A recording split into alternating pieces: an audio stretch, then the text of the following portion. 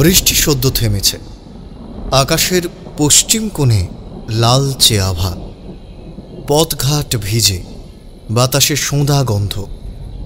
সন্ধ্যার এই সময়টায় মঠ লেন বেশ নির্জন হয়ে পড়ে। ল্যাম্পপোস্টের আলোয় ছায়ারা দীর্ঘায়িত হয়। আমি আর কিশোরী একসঙ্গে হাঁটছি।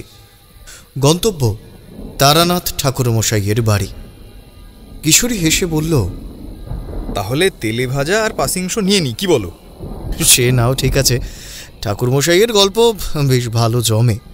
তবে শুধু গল্প না, আমরা তো দেবী ভৈরবীকে স্বয়ং প্রত্যক্ষ করেছি ঠাকুরমশাইয়ের সাথে।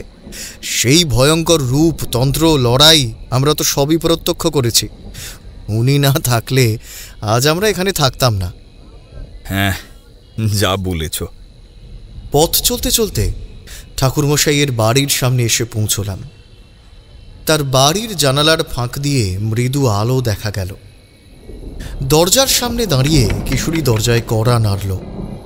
ভেতর থেকে চেনা পরিচিত ঠাকুরমশাইয়ের ভারী গলা শোনা গেল, এসো এসো। ঘরে ঢুকে আমরা দেখলাম তারানাথ ঠাকুরমশাই তার চিরপরিচিত আসনে বসে আছেন। সামনে পুরনো তামার একটি লণ্ঠন, পাশে এক গ্লাস চা। চারদিকে ধূপের সুগন্ধ ছড়িয়ে পড়েছে। ঠাকুরমশাই গম্ভীর স্বরে বললেন, তোমরা ভালো আছো তো? আজকে একটা গল্প বলবো, যা শোনার পর হয়তো তোমাদের ঘুম আসবে না। আমি আর কিশোরী উৎসুক হয়ে বসলাম। বললাম, ঠাকুরমশাই, না, গল্প না, আপনার জীবনের অভিজ্ঞতা বলুন। আমরা তো দেবী ভৈরবীর শক্তি নিজেরা প্রত্যক্ষ করেছি। কথাটা শুনেই ঠাকুরমশাই মৃদু হাসলেন, বললেন, আচ্ছা, তোমরা কখনো ছিন্নমস্তা দেবীর কথা শুনেছ? অবশ্যই, উনি দশমহাবিদ্যার অন্যতম। ঠিক বলেছ, কিন্তু জানো কি, ছিন্নমস্তার সব সাধনা এক ভয়ঙ্কর শক্তি অর্জনের পন্থা। কথাটা শুনে আমি একটু নড়ে চড়ে বসলাম। সব সাধনা মানে? ঠাকুরমশাই চা থেকে এক চুমুক নিয়ে বললেন,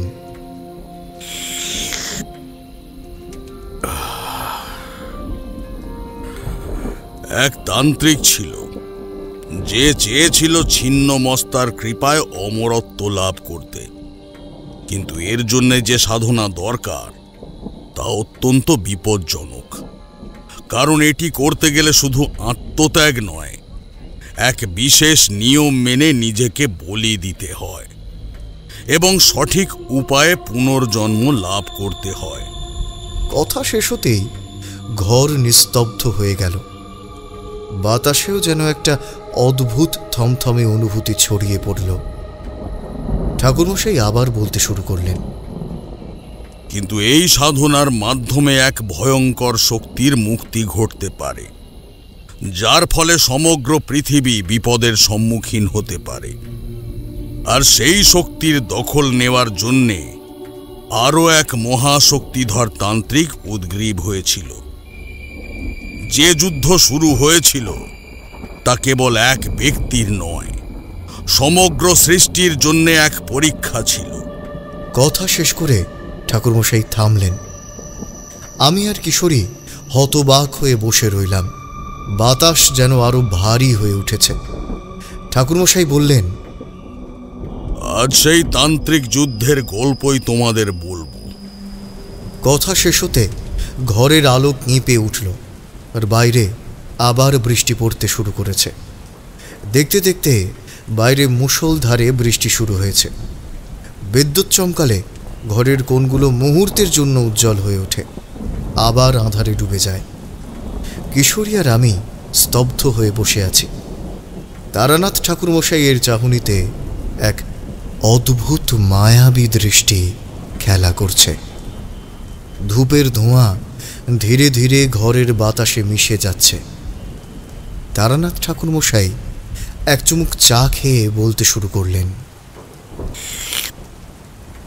ছিন্নমস্তা দেবী দশ মহাবিদ্যার মধ্যে অন্যতম। উনি স্বয়ং শক্তির রূপ। আত্মত্যাগ ও মহাশক্তির প্রতীক। দেবীর মূর্তি তোমরা নিশ্চয়ই দেখেছ। উনি নিজেই নিজের মুন্ড ছিন্ন করে নিজের শরীর থেকে 3 ধারায় রক্ত প্রবাহিত করছেন। এর এক ধারা স্বীয় মুখে প্রবাহিত হয়, আর বাকি 2 ধারা পাশে দাঁড়ানো যোগিনীদের মুখে প্রবাহিত হয়। এই প্রতীকী চিত্রের অর্থ বোঝা খুব সহজ নয়। সাধারণ মানুষের কাছে এটি ভয়ানক মনে হতে পারে, কিন্তু যারা তন্ত্র সাধনায় প্রবৃত্ত তারা জানে এই চিত্র এক মহাজাগতিক সত্যের ইঙ্গিত দেয়। আত্মত্যাগ, শক্তির পুনর্জন্ম এবং মহাশক্তির প্রবাহ এই রূপের মধ্যে নিহিত। কিন্তু ঠাকুরমশাই, এই দেবীর সব সাধনা কিভাবে হয়? ঠাকুরমশাই একটু চুপ করলেন, যেন বহু পুরনো কোনো স্মৃতি তাকে গ্রাস করছে। তারপর ধীরে ধীরে বলতে লাগলেন, সব সাধনা মানে মৃতদেহের উপর বিশেষ ক্রিয়া সাধন করা। সাধারণত এটি শ্মশানে গভীর রাতে সম্পন্ন হয়, কারণ তখন মহাশক্তি ও অতৃপ্ত আত্মারা অধিক সক্রিয় থাকে। কিন্তু ছিন্নমস্তার সব সাধনা একেবারেই আলাদা। এখানে শ্মশান নয়, প্রয়োজন নির্দিষ্ট এক তান্ত্রিক ক্ষেত্র, যেখানে সাধককে আত্মবলিদান দিতে হয়। আত্মবলিদান মানে নিজের জীবন দিয়ে এই সাধনা করতে হয়? ঠিক তাই। এই সাধনায় সাধককে নিজেই নিজের শিরচ্ছেদ করতে হয়। তবে সেটাই শেষ কথা নয়। এই সাধনায় মৃত্যুই মূল লক্ষ্য নয়, বরং মৃত্যুর পর পুনর্জন্ম। এটি এক বিশেষ তান্ত্রিক কৌশল, যার মাধ্যমে সাধক পুনর্জন্ম নিয়ে আরও শক্তিশালী রূপে ফিরে আসে। কিন্তু এর মধ্যে এক ভয়ঙ্কর গোপন রহস্য লুকিয়ে আছে। একজন তান্ত্রিক, যার নাম ছিল কালাধর, এই সাধনায় সে প্রবৃত্ত হয়েছিল। সে বিশ্বাস করত, যদি ছিন্নমস্তার সাধনায় সফল হয় তবে সে অমরত্ব লাভ করতে পারবে। কিন্তু তার এই প্রচেষ্টা যে কি ভয়ঙ্কর পরিণতি আনতে পারে তা তখন কেউ বুঝতে পারেনি। কারণ ছিন্নমস্তার সাধনায় ভুল হলে। ঠাকুরমশাই একটু থামলেন। বাইরে আবার বিদ্যুৎ চমকালো, যেন প্রকৃতি নিজেই এই কথার গুরুত্ব বোঝাতে চাইছে। আমি আর কিশোরী শিউরে উঠলাম। কিশোরী প্রশ্ন করল, ভুল হলে কি হয় ঠাকুরমশাই? ঠাকুরমশাই ধীর স্বরে বললেন, ভুল হলে যে আত্মা ফিরে আসে তার মানব সত্তার মধ্যে সীমাবদ্ধ থাকে না। সেটি হয়ে ওঠে এক অশুভ বিপর্যয়কারী শক্তি, যে শুধু ধ্বংস করতে জানে। আর কালাধরের ক্ষেত্রে সেটাই ঘটেছিল। আমি আর কিশোরী থমকে গেলাম। এই সাধনার ভয়ানক দিক যেন আমাদের শিরদাঁড়া বেয়ে ঠান্ডা স্রোতের মতো নেমে এলো। ঠাকুরমশাই বললেন, আজ তোমাদের কালাধরের সেই সাধনা আর তার ফলাফল সম্পর্কে বলবো। শোনার সাহস আছে তো? কথা শেষ হতে বাইরে বজ্রপাতের প্রচণ্ড শব্দ হল, যেন প্রকৃতি নিজেই এই গল্পের ভয়াবহতার সাক্ষ্য দিচ্ছে। কিশোরী আর আমি একে অপরের দিকে তাকালাম। আজকের রাত হয়তো নিছক গল্প শোনার রাত নয়, এটি একটি ভয়ঙ্কর অভিজ্ঞতা হতে চলেছে, যা আমাদের জীবনের অন্যতম ভয়ানক রাত হয়ে থাকবে। ঠাকুরমশাই চুপচাপ চায়ের কাপ হাতে নিলেন, আবার পাসিং শো ধরালেন। বাতাসে ধূপের গন্ধ আরো তীব্র হয়ে উঠল। ঠাকুরমশাই এক চুমুক চা নিয়ে ধীর স্বরে বলতে শুরু করলেন, ঘরের বাতাস আরো ভারী হয়ে উঠেছে, যেন অতীতের কোনো অশুভ স্মৃতি ধীরে ধীরে সামনে আসছে। বাইরে বজ্রপাতের শব্দ আরো প্রকট হচ্ছে। প্রকৃতি যেন এই কাহিনীটির প্রতিটি শব্দের সঙ্গে তাল মিলিয়ে চলেছে। ঠাকুরমশাই বললেন, কালাধর ছিল এক প্রবল শক্তিশালী তান্ত্রিক, যার উচ্চাকাঙ্ক্ষা সীমাহীন ছিল। সে চাইতো অমরত্ব, চাইতো মহাশক্তি, কিন্তু এই শক্তির সন্ধানে সে যে পথে পা রেখেছিল তা শুধু ধ্বংস আর অন্ধকারের দিকে নিয়ে গিয়েছিল। আমি আর কিশোরী গভীর মনোযোগ দিয়ে শুনছিলাম। ঠাকুরমশাই আরও বললেন, কালাধর বহু সাধনার পর জানতে পারে ছিন্নমস্তার সব সাধনার মাধ্যমে এক অতিমানবীয় শক্তি অর্জন করা সম্ভব, কিন্তু এই সাধনার নিয়ম বড়ই ভয়ঙ্কর। এতে শুধু আত্মবলিদানই নয়, এক বিশেষ সময় ও স্থানের সমন্বয় থাকতে হয়। সেই সময় ছিল অমাবস্যার রাত, আর স্থান ছিল এক অভিশপ্ত শ্মশান, যেখানে শতাব্দী ধরে কেউ প্রবেশ করার সাহস করেনি। কেন, ওই শ্মশান কি কোনো বিশেষ কারণে অভিশপ্ত ছিল? ঠাকুরমশাই চুপ করে কিছুক্ষণ ধূপের ধোঁয়ার দিকে তাকিয়ে রইলেন। তারপর বললেন, হ্যাঁ, সে এক দীর্ঘ কাহিনী। বহু বছর আগে সেই শ্মশানে এক মহাতান্ত্রিক অভিশাপ দিয়ে গিয়েছিল, যে কেউ এখানে তন্ত্র সাধনা করবে সে নিজের আত্মাকে হারিয়ে ফেলবে। কিন্তু কালাধর এসব ভ্রান্তি বলে উড়িয়ে দিয়েছিল। তার আত্মবিশ্বাস ছিল অটুট। তাই এক অমাবস্যার রাতে সে সেই শ্মশানে প্রবেশ করল, আর সঙ্গে তার কয়েকজন শিষ্য। এরপর আমি একটু চিন্তিত গলাতেই বললাম, কিন্তু ঠাকুরমশাই, আপনি এত কিছু জানলেন কি করে? মানে আপনি কি এই ঘটনার সাক্ষী ছিলেন? ঠাকুরমশাই এক মুহূর্তের জন্য চুপ করলেন। তারপর এক দীর্ঘশ্বাস ফেলে বললেন, সাক্ষী না হে, তবে আমি এই ঘটনার সাথে জড়িয়ে পড়েছিলাম। এক বৃদ্ধ তান্ত্রিক, যিনি এক সময় কালাধরের গুরু ছিলেন, তিনি আমার কাছে এসেছিলেন। তার মৃত্যুর আগে তিনি আমাকে এই ঘটনার সবকিছু বলে গিয়েছিলেন। এইবার কিশোরী অবাক হয়ে বলল, তাহলে ঠাকুরমশাই তিনি কেন আপনার কাছে এসে সবকিছু বললেন? ওই তান্ত্রিকের নাম ছিল হরিনাথ। তিনি ছিলেন একজন অত্যন্ত অভিজ্ঞ তান্ত্রিক, কিন্তু সেই সময় তিনি ছিলেন মৃত্যুশয্যায়। আমি নিজে গিয়েছিলাম। উনি আমাকে ডাক পাঠিয়েছিলেন ওনার সেবককে দিয়ে। তিনি আমার কাছে বলেছিলেন যে কালাধরের এই সাধনাটি শুধু তান্ত্রিকের জন্যে নয়, বরং সারা পৃথিবীর জন্যে এক বিপদ হতে পারে। তিনি জানতেন যে এই ঘটনার রহস্য জানা না গেলে অশুভ শক্তি মুক্তি পেতে পারে, এবং সেই শক্তি কেবল ধ্বংস করবে। তাই তিনি আমার কাছে এই সমস্ত কিছু খুলে বলেছিলেন, কারণ তিনি বুঝতে পেরেছিলেন আমি একমাত্র তান্ত্রিক যে এই বিষয়টিকে গভীরভাবে বুঝতে পারব। তাহলে আপনি কি সেই শক্তির মোকাবিলা করতে পারলেন? এটি শুধু শক্তির মোকাবিলা নয় কিশোরী, এটি একটি পরীক্ষাও। কালাধরের সাধনা যদি সফল হয়, তবে তার প্রভাব শুধু আমার নয়, সারা পৃথিবীর উপরেও পড়বে। শুরুতে সব ঠিকই চলছিল। কালাধর এক মৃতদেহকে সামনে রেখে তার সমস্ত মন্ত্র উচ্চারণ করতে শুরু করল।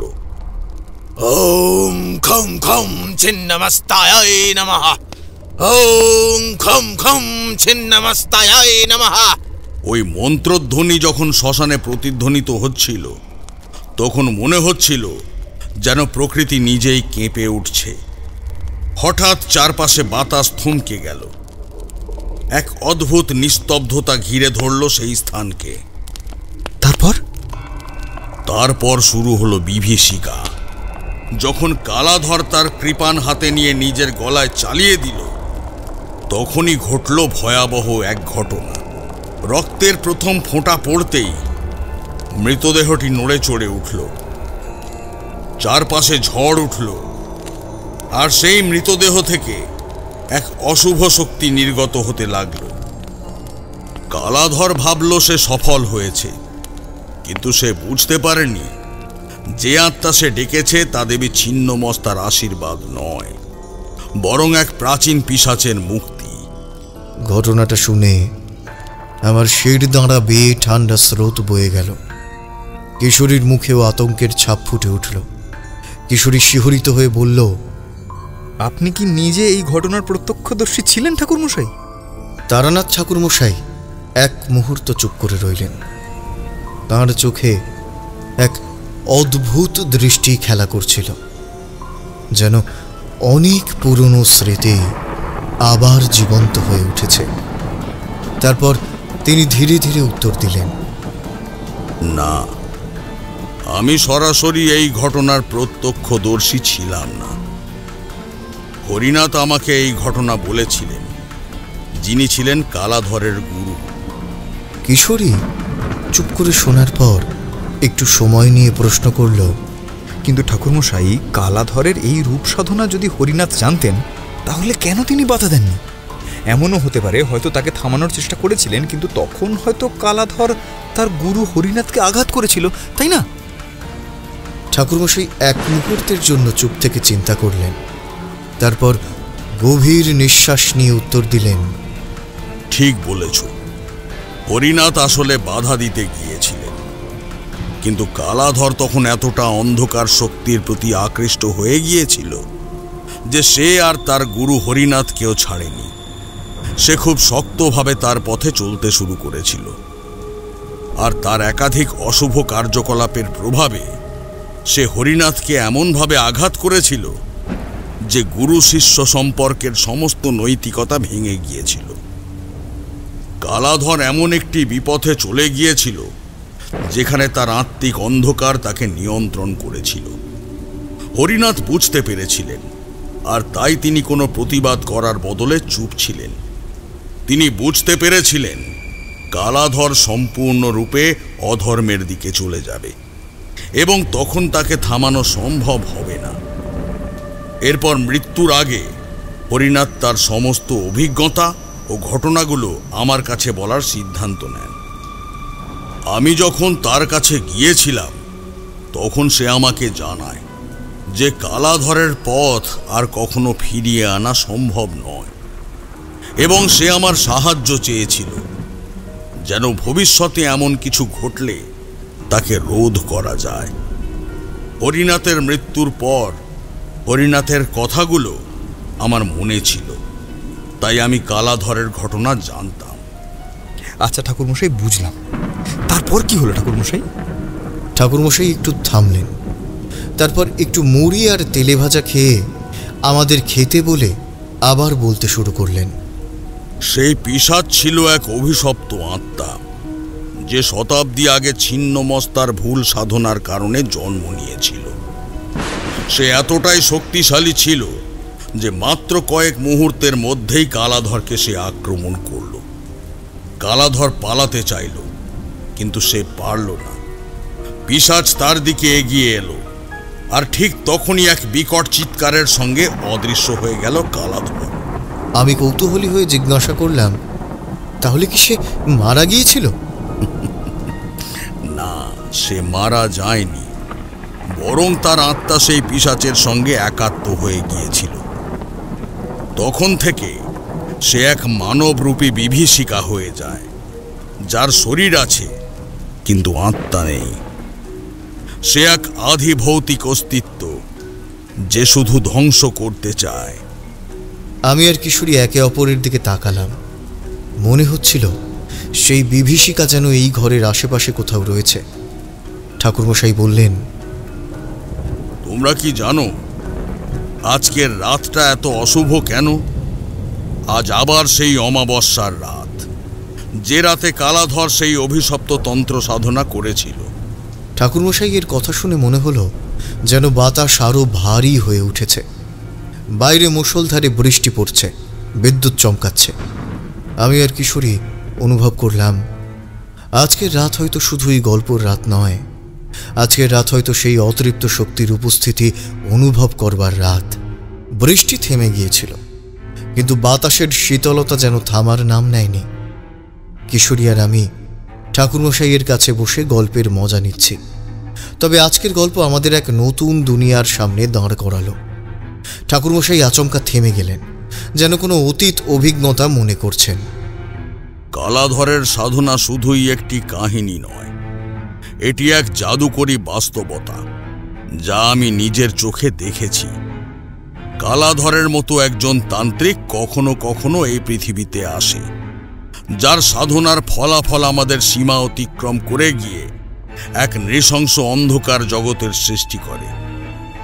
আমি নিজেও সেই অন্ধকার জগতে প্রবেশ করেছিলাম। আমি এবং কিশোরী একে অপরের দিকে তাকালাম। আমাদের কৌতূহল আরও বাড়তে থাকল। আমরা জানতাম আজ শুধু কালাধরের কাহিনী শোনা হবে না, বরং তার সঙ্গে যুক্ত হবে এক ভয়ঙ্কর তান্ত্রিক শক্তির পরিচিতি। আমি বললাম, কিন্তু ঠাকুরমশাই, আপনি কি সত্যিই কালাধরের কাছে গিয়েছিলেন? হ্যাঁ, আমি গিয়েছিলাম। এই সাধনার ইঙ্গিত আমি পেয়েছিলাম এক স্বপ্নে। আমি এক রাতে একটি অদ্ভুত স্বপ্ন দেখলাম। সেই স্বপ্নে আমি দেখেছিলাম এক তান্ত্রিক একটি অদ্ভুত আচার পদ্ধতি অনুসরণ করছে, যা সত্যি অপ্রত্যাশিত। স্বপ্নের মধ্যে আমি তাকে দেখলাম একটি শ্মশান ভূমিতে, যেখানে মৃতদেহ পড়েছিল, এবং শবের প্রতি তার পীড়িত দর্শন আমাকে এতটাই প্রভাবিত করেছিল যে আমি বুঝতে পারলাম আমাকে সেই স্থানেই যেতে হবে। কিশোরী মুখ চেপে রেখে শুনছিল সবকিছু। আমি কিছুটা নীরব হয়ে গেলাম। তারপর ঠাকুরমশাই আবার কথা বলতে শুরু করলেন। তারপর আমি স্বপ্নে দেখা সেই জায়গাতে গেলাম, স্বপ্ন সমাধি নামক এক জটিল তন্ত্রের মাধ্যমে, এবং মধুসুন্দরী দেবীর কৃপাতে আমি সংকেত পেয়েছিলাম। আর অদ্ভুতভাবে স্বপ্ন দেখা রাতের পরের দিন আমার সঙ্গে দেখা করতে আসে এক মধ্যবয়স্ক ভদ্রলোক। কোথা থেকে খবর পেয়েছে আমাকে নিয়ে চলল তাদের গ্রামের দিকে। যেতে যেতে সে সব কথা বলল সংক্ষেপে। সাথে বলল হরিনাথ ঠাকুরের কথা। তিনিই নাকি আমাকে ডেকে পাঠিয়েছেন। আমি ভবঘুরে, মুখ্য লাভ আমার জীবনের উদ্দেশ্য। কত সাধুসঙ্গ হয়েছে আমার, কিঞ্চিত শক্তিও পেয়েছি। শুধু ভবঘুরের মতো চলা নয়, কোথাও বিপদের আভাস পেলে সেখানে গিয়ে নিজের সামর্থ্য অনুযায়ী বিপদকে রক্ষা করাও আমার কর্তব্য। যাই হোক, শোনো তবে। আমি শ্মশান ভূমির দিকে রওনা হলাম। সেখানে যখন পৌঁছালাম তখন ঘন অন্ধকার ছিল। চারপাশে সব আর শ্মশানের চিরন্তন নিঃসঙ্গতা। সেখানেই আমি কালাধরকে দেখলাম। সে তখন গভীর তান্ত্রিক সাধনা করছিল, এবং মন্ত্রের উচ্চারণে পুরো পরিবেশে এক অদ্ভুত রক্তিম আভা ছড়িয়ে পড়ছিল। কিশোরী আর আমি চোখ বড় করে শুনছিলাম। ঠাকুরমশাই আবার বলতে শুরু করলেন। সেখানে পৌঁছে দেখলাম সে একটি মৃতদেহের উপর বসে মন্ত্রোচ্চারণ করছে। তার সামনে কালীর মতো এক মূর্তি, কিন্তু সেটি কালী মূর্তি নয়। তার চোখে এক ভয়ানক লাল আভা। আমি বুঝলাম সে ছিন্নমস্তার নামে এক ভয়ানক শক্তির আহ্বান করছে। চারপাশে বাতাস থমথমে। মৃতদেহগুলোর নড়াচড়া হচ্ছে, যেন তারা ধীরে ধীরে জীবিত হয়ে উঠছে। আমি তখনই মন্ত্র পাঠ শুরু করলাম। ওং শ্রীং হ্রিং ক্লিং আদ্যায় ছিন্নমস্তায় হুম ফট। এই মন্ত্র উচ্চারণ করতেই কালাধর চমকে উঠল। তার চারপাশে অন্ধকার ধোঁয়ার ঘূর্ণি শুরু হলো। সে আমার দিকে তাকালো। তার চোখে এক অদ্ভুত জ্বলন্ত দৃষ্টি। সে বলল, তুমি কি আমার সাধনার পথে বাধা হতে চাও? তবে মৃত্যুর জন্য প্রস্তুত হও। তোমার এই সাধনা দেবী ছিন্নমস্তার নয় কালাধর। তুমি অশুভ শক্তির খেলা খেলছো, যার পরিণতি ভয়ানক হবে। ছিন্নমস্তা দেবী শক্তি ও আত্মবিসর্জনের দেবী, কিন্তু তুমি তার নামে অশুভ আত্মাদের ডাকছ। কালাধর হেসে উঠল। তার হাসির মধ্যে একটা অসুরের গর্জন যেন শোনা গেল। সে বলল, তুমি সত্যি কি ভেবেছ যে আমাকে থামাতে পারবে? তবে এসো, দেখি কে জয়ী হয়। এরপর সে এক শক্তিশালী মন্ত্র উচ্চারণ করল। ওং হুম ফট কালরাত্রি ছিন্নমস্তায় নমঃ। মুহূর্তেই শ্মশানের বাতাস ঘন কালো হয়ে গেল। চারপাশ থেকে হাহাকার ভেসে আসতে লাগলো। মৃতদেহের চোখ খুলে গেল, তাদের ঠোঁট নড়ে উঠল, আর তাদের মধ্যে এক বিকৃত চেতনার সঞ্চার হলো। আমি বিস্মিত হয়ে বললাম, ঠাকুরমশাই, তখন আপনি কি করলেন? আমি কালাধরের দিকে তাকালাম। সে তখন এক বিকৃত মূর্তিতে পরিণত হয়েছে। তার শরীর অর্ধেক পচা, মুখমণ্ডল বিকৃত, চোখ দুটি আগুনের মতো জ্বলছে।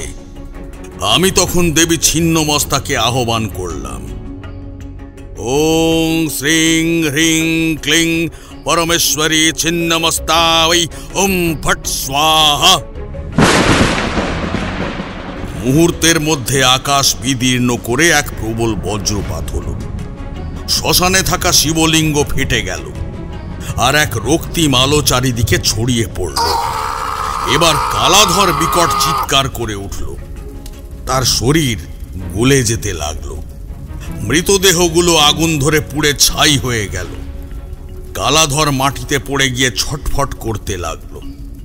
তার বিকৃত শরীর আস্তে আস্তে গলে গিয়ে এক ছাইয়ের স্তূপে পরিণত হলো।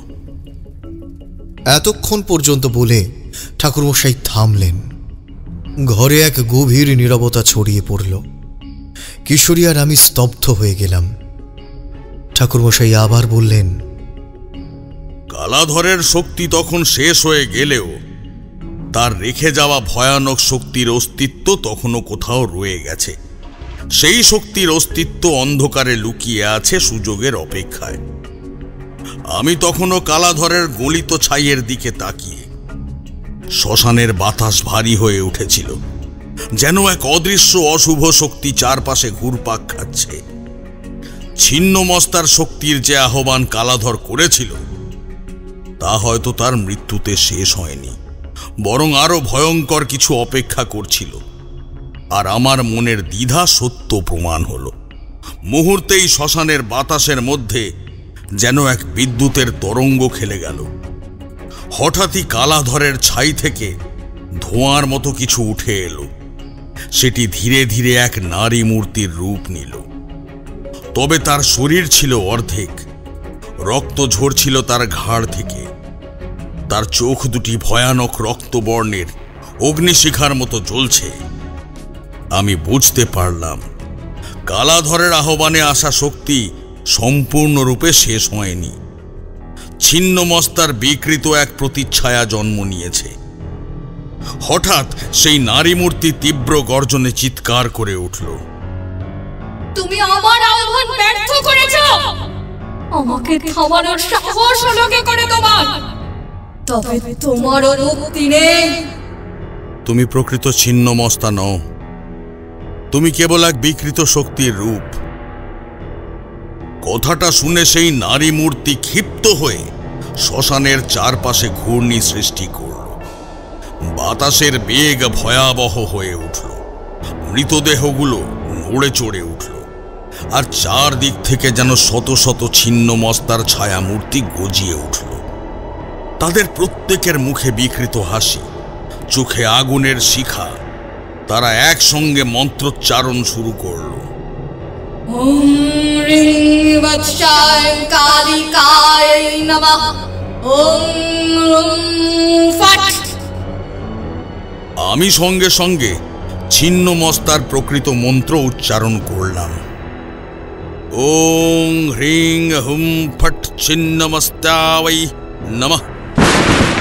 মন্ত্রের সাথে এক প্রবল তরঙ্গ আছড়ে পড়ল। সেই নারী মূর্তি কেঁপে উঠল। তার ছায়ামূর্তিরা একে একে ধুলোয় মিশে গেল। তবে সে এখনো সম্পূর্ণ ধ্বংস হয়নি। শ্মশানের চারপাশে বিকৃত রক্তরাশি জমাট বাঁধতে লাগল, আর সেই নারী মূর্তি মধ্যিখানে দাঁড়িয়ে ভয়ানক এক মূর্তি ধারণ করল।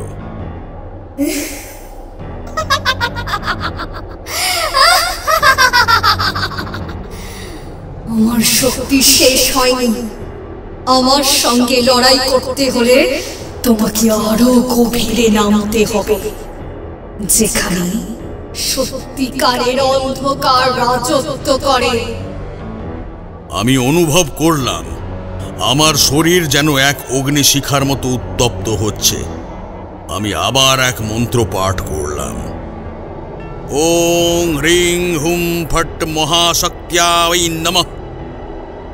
মন্ত্র শেষে আমি অনুভব করলাম সময় এসেছে আরো ভয়ঙ্কর কিছু প্রকাশ পাওয়ার। কালাধরের অভিশাপ এখানেই শেষ নয়, বরং এর আসল রূপ এখনই প্রকাশ পাবে।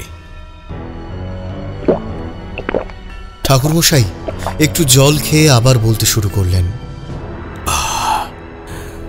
আমি জানতাম নারীমূর্তির দেহ ধ্বংস হয়ে গেলেও তার সাধনার ফল সম্পূর্ণ বিনষ্ট হয়নি।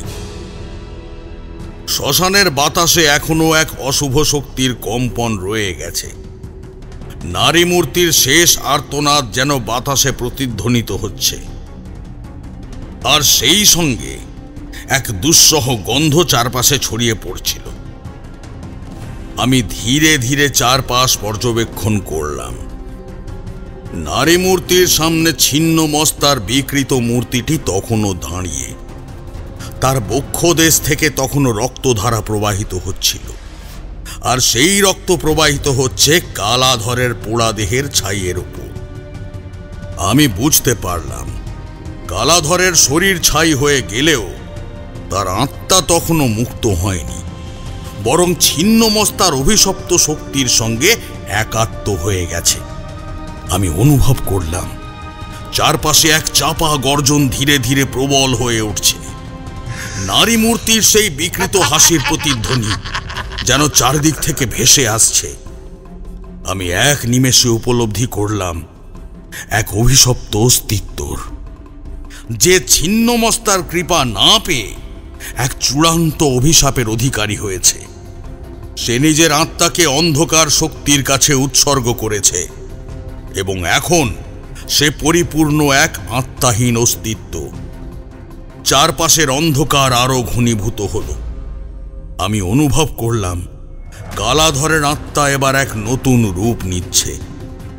বাতাসে এক বিকট চিৎকার ধ্বনিত হল, আর শ্মশানের ধুলোর মধ্যে আবার এক নারী ছায়ামূর্তি তৈরি হল। কালাধরের ছায়া, তারই কুৎসিত রূপ অগ্নিচক্ষু নিয়ে আমার দিকে এগিয়ে আসতে লাগল। আমি সোজা দাঁড়ালাম এবং মহাবিদ্যা ছিন্ন মস্তার প্রকৃত মন্ত্র উচ্চারণ করলাম। ওং হ্লিং শ্রিং শ্রিং ছিন্নমস্তকে ফট স্বাহা। ওং শ্রিং হ্লিং হ্লিং ওই বজ্রবৈরচনীয় ওই হিং হ্লিং ফট স্বাহা। মন্ত্র উচ্চারণ হতেই বাতাসে ঝড় উঠল। কালো ধোঁয়ার মতো একটা অবয়ব কালাধরের বিকৃত আত্মা নারী ছায়ামূর্তিকে ঘিরে ফেলল। সে বিকট আর্তনাদ করল, যেন আগুনের শিখায় দগ্ধ হচ্ছে। আমি আরো প্রবলভাবে মন্ত্র পাঠ করতে লাগলাম। ওং হ্রিং শ্রিং শ্রিং ছিন্নমস্তকে ফট স্বাহা। ওং শ্রিং হ্লিং হ্লিং ওইং বজ্রবৈরচনীয় ওই হিং হ্লিং ফট স্বাহা। এবার আরো ভয়ঙ্কর দৃশ্য দেখা গেল। দেখলাম শ্মশানের মৃতদেহগুলো এবার আরো বিকৃতভাবে নড়তে লাগলো। তারা যেন কালাধরের বিকৃত আত্মার নির্দেশে জীবন্ত হয়ে উঠতে চাইছিল। কিন্তু আমি জানতাম এদের নিয়ন্ত্রণ করতে হলে আমায় আরো শক্তি আহ্বান করতে হবে। আমি তখন গভীর ধ্যান যোগে অনুভব করলাম ছিন্ন মস্তার প্রকৃত শক্তি কেবল ধ্বংস নয়, পুনর্জন্ম। আমি এবার নিজেকে সম্পূর্ণ আত্মনিয়োগ করলাম মন্ত্র পাঠে। তখন আমি ছিন্ন মস্তা গায়ত্রী মন্ত্র পাঠ করলাম। ওং বিরোচন্যৈ বিদ্মহে ছিন্নমস্ত্যায় ধীমহি তন্নো দেবী প্রচোদয়াৎ। মন্ত্র শেষ হতেই চারপাশে এক প্রবল কম্পন সৃষ্টি হল। সেই কম্পনের তীব্রতায় কালাধরের বিকৃত আত্মার সেই নারী ছায়ামূর্তি চূর্ণ হতে শুরু করল। তার বিকৃত মুখ বিকৃত থেকে আরো বিভৎস হয়ে গেল। তার দেহ টুকরো টুকরো হয়ে ধুলোর সঙ্গে মিশে যেতে লাগলো। শেষবারের মতো এক চিৎকার শোনা গেল, তারপর সম্পূর্ণরূপে মিলিয়ে গেল। তার দেহের শেষ চিহ্নটুকুও ধ্বংস হয়ে গেল, যেন সে এই জগতে কখনো ছিলই না। তারপর আমি অনুভব করলাম শ্মশানের নীরবতা। বাতাসের মধ্যে আর কোনো অশুভ কম্পন ছিল না। কালাধরের সাধনার ফল চিরতরে বিনষ্ট হয়েছে। কিন্তু আমি জানতাম এই রাত এখানেই শেষ নয়।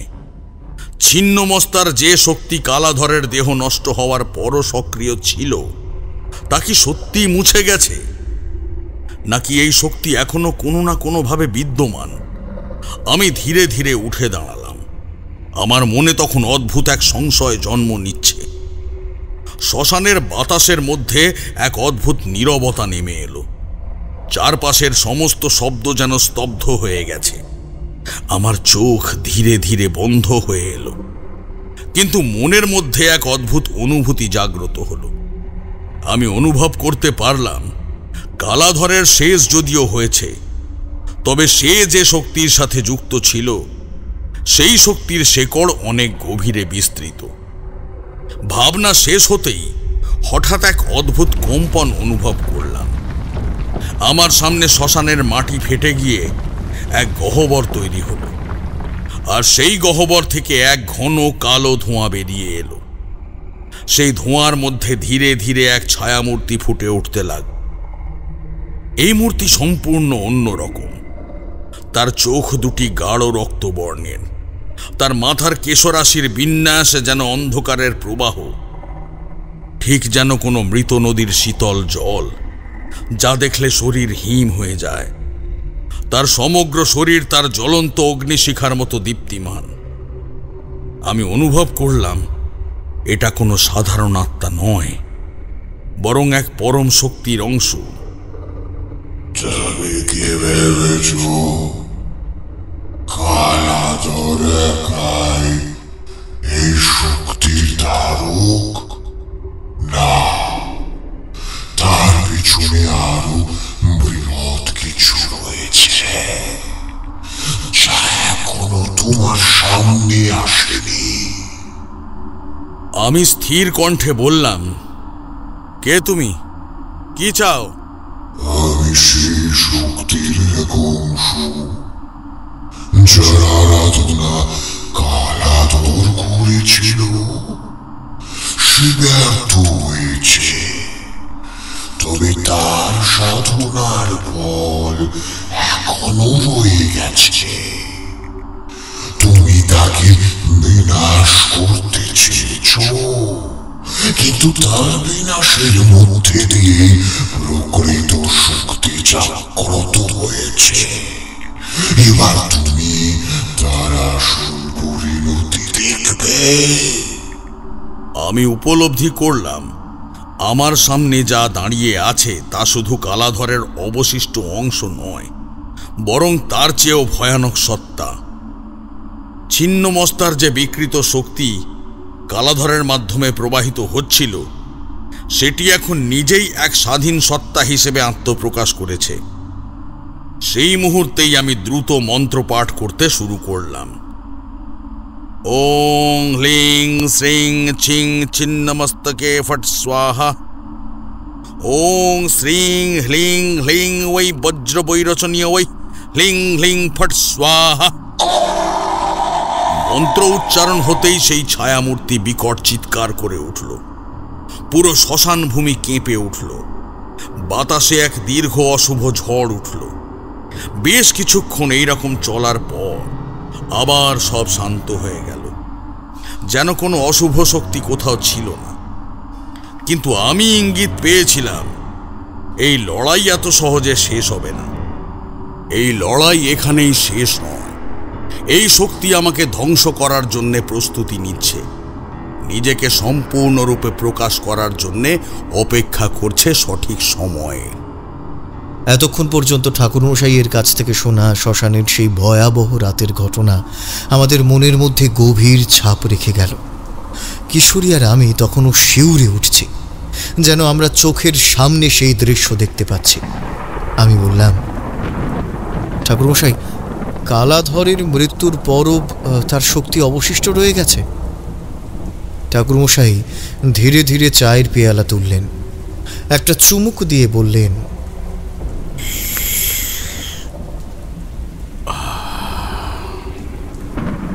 কালাধরের মৃত্যু হয়েছে ঠিকই, কিন্তু তার পেছনে যে শক্তি ছিল সেটা এত সহজে শেষ হয়ে যাবে এটা ভাবার কোনো কারণ নেই।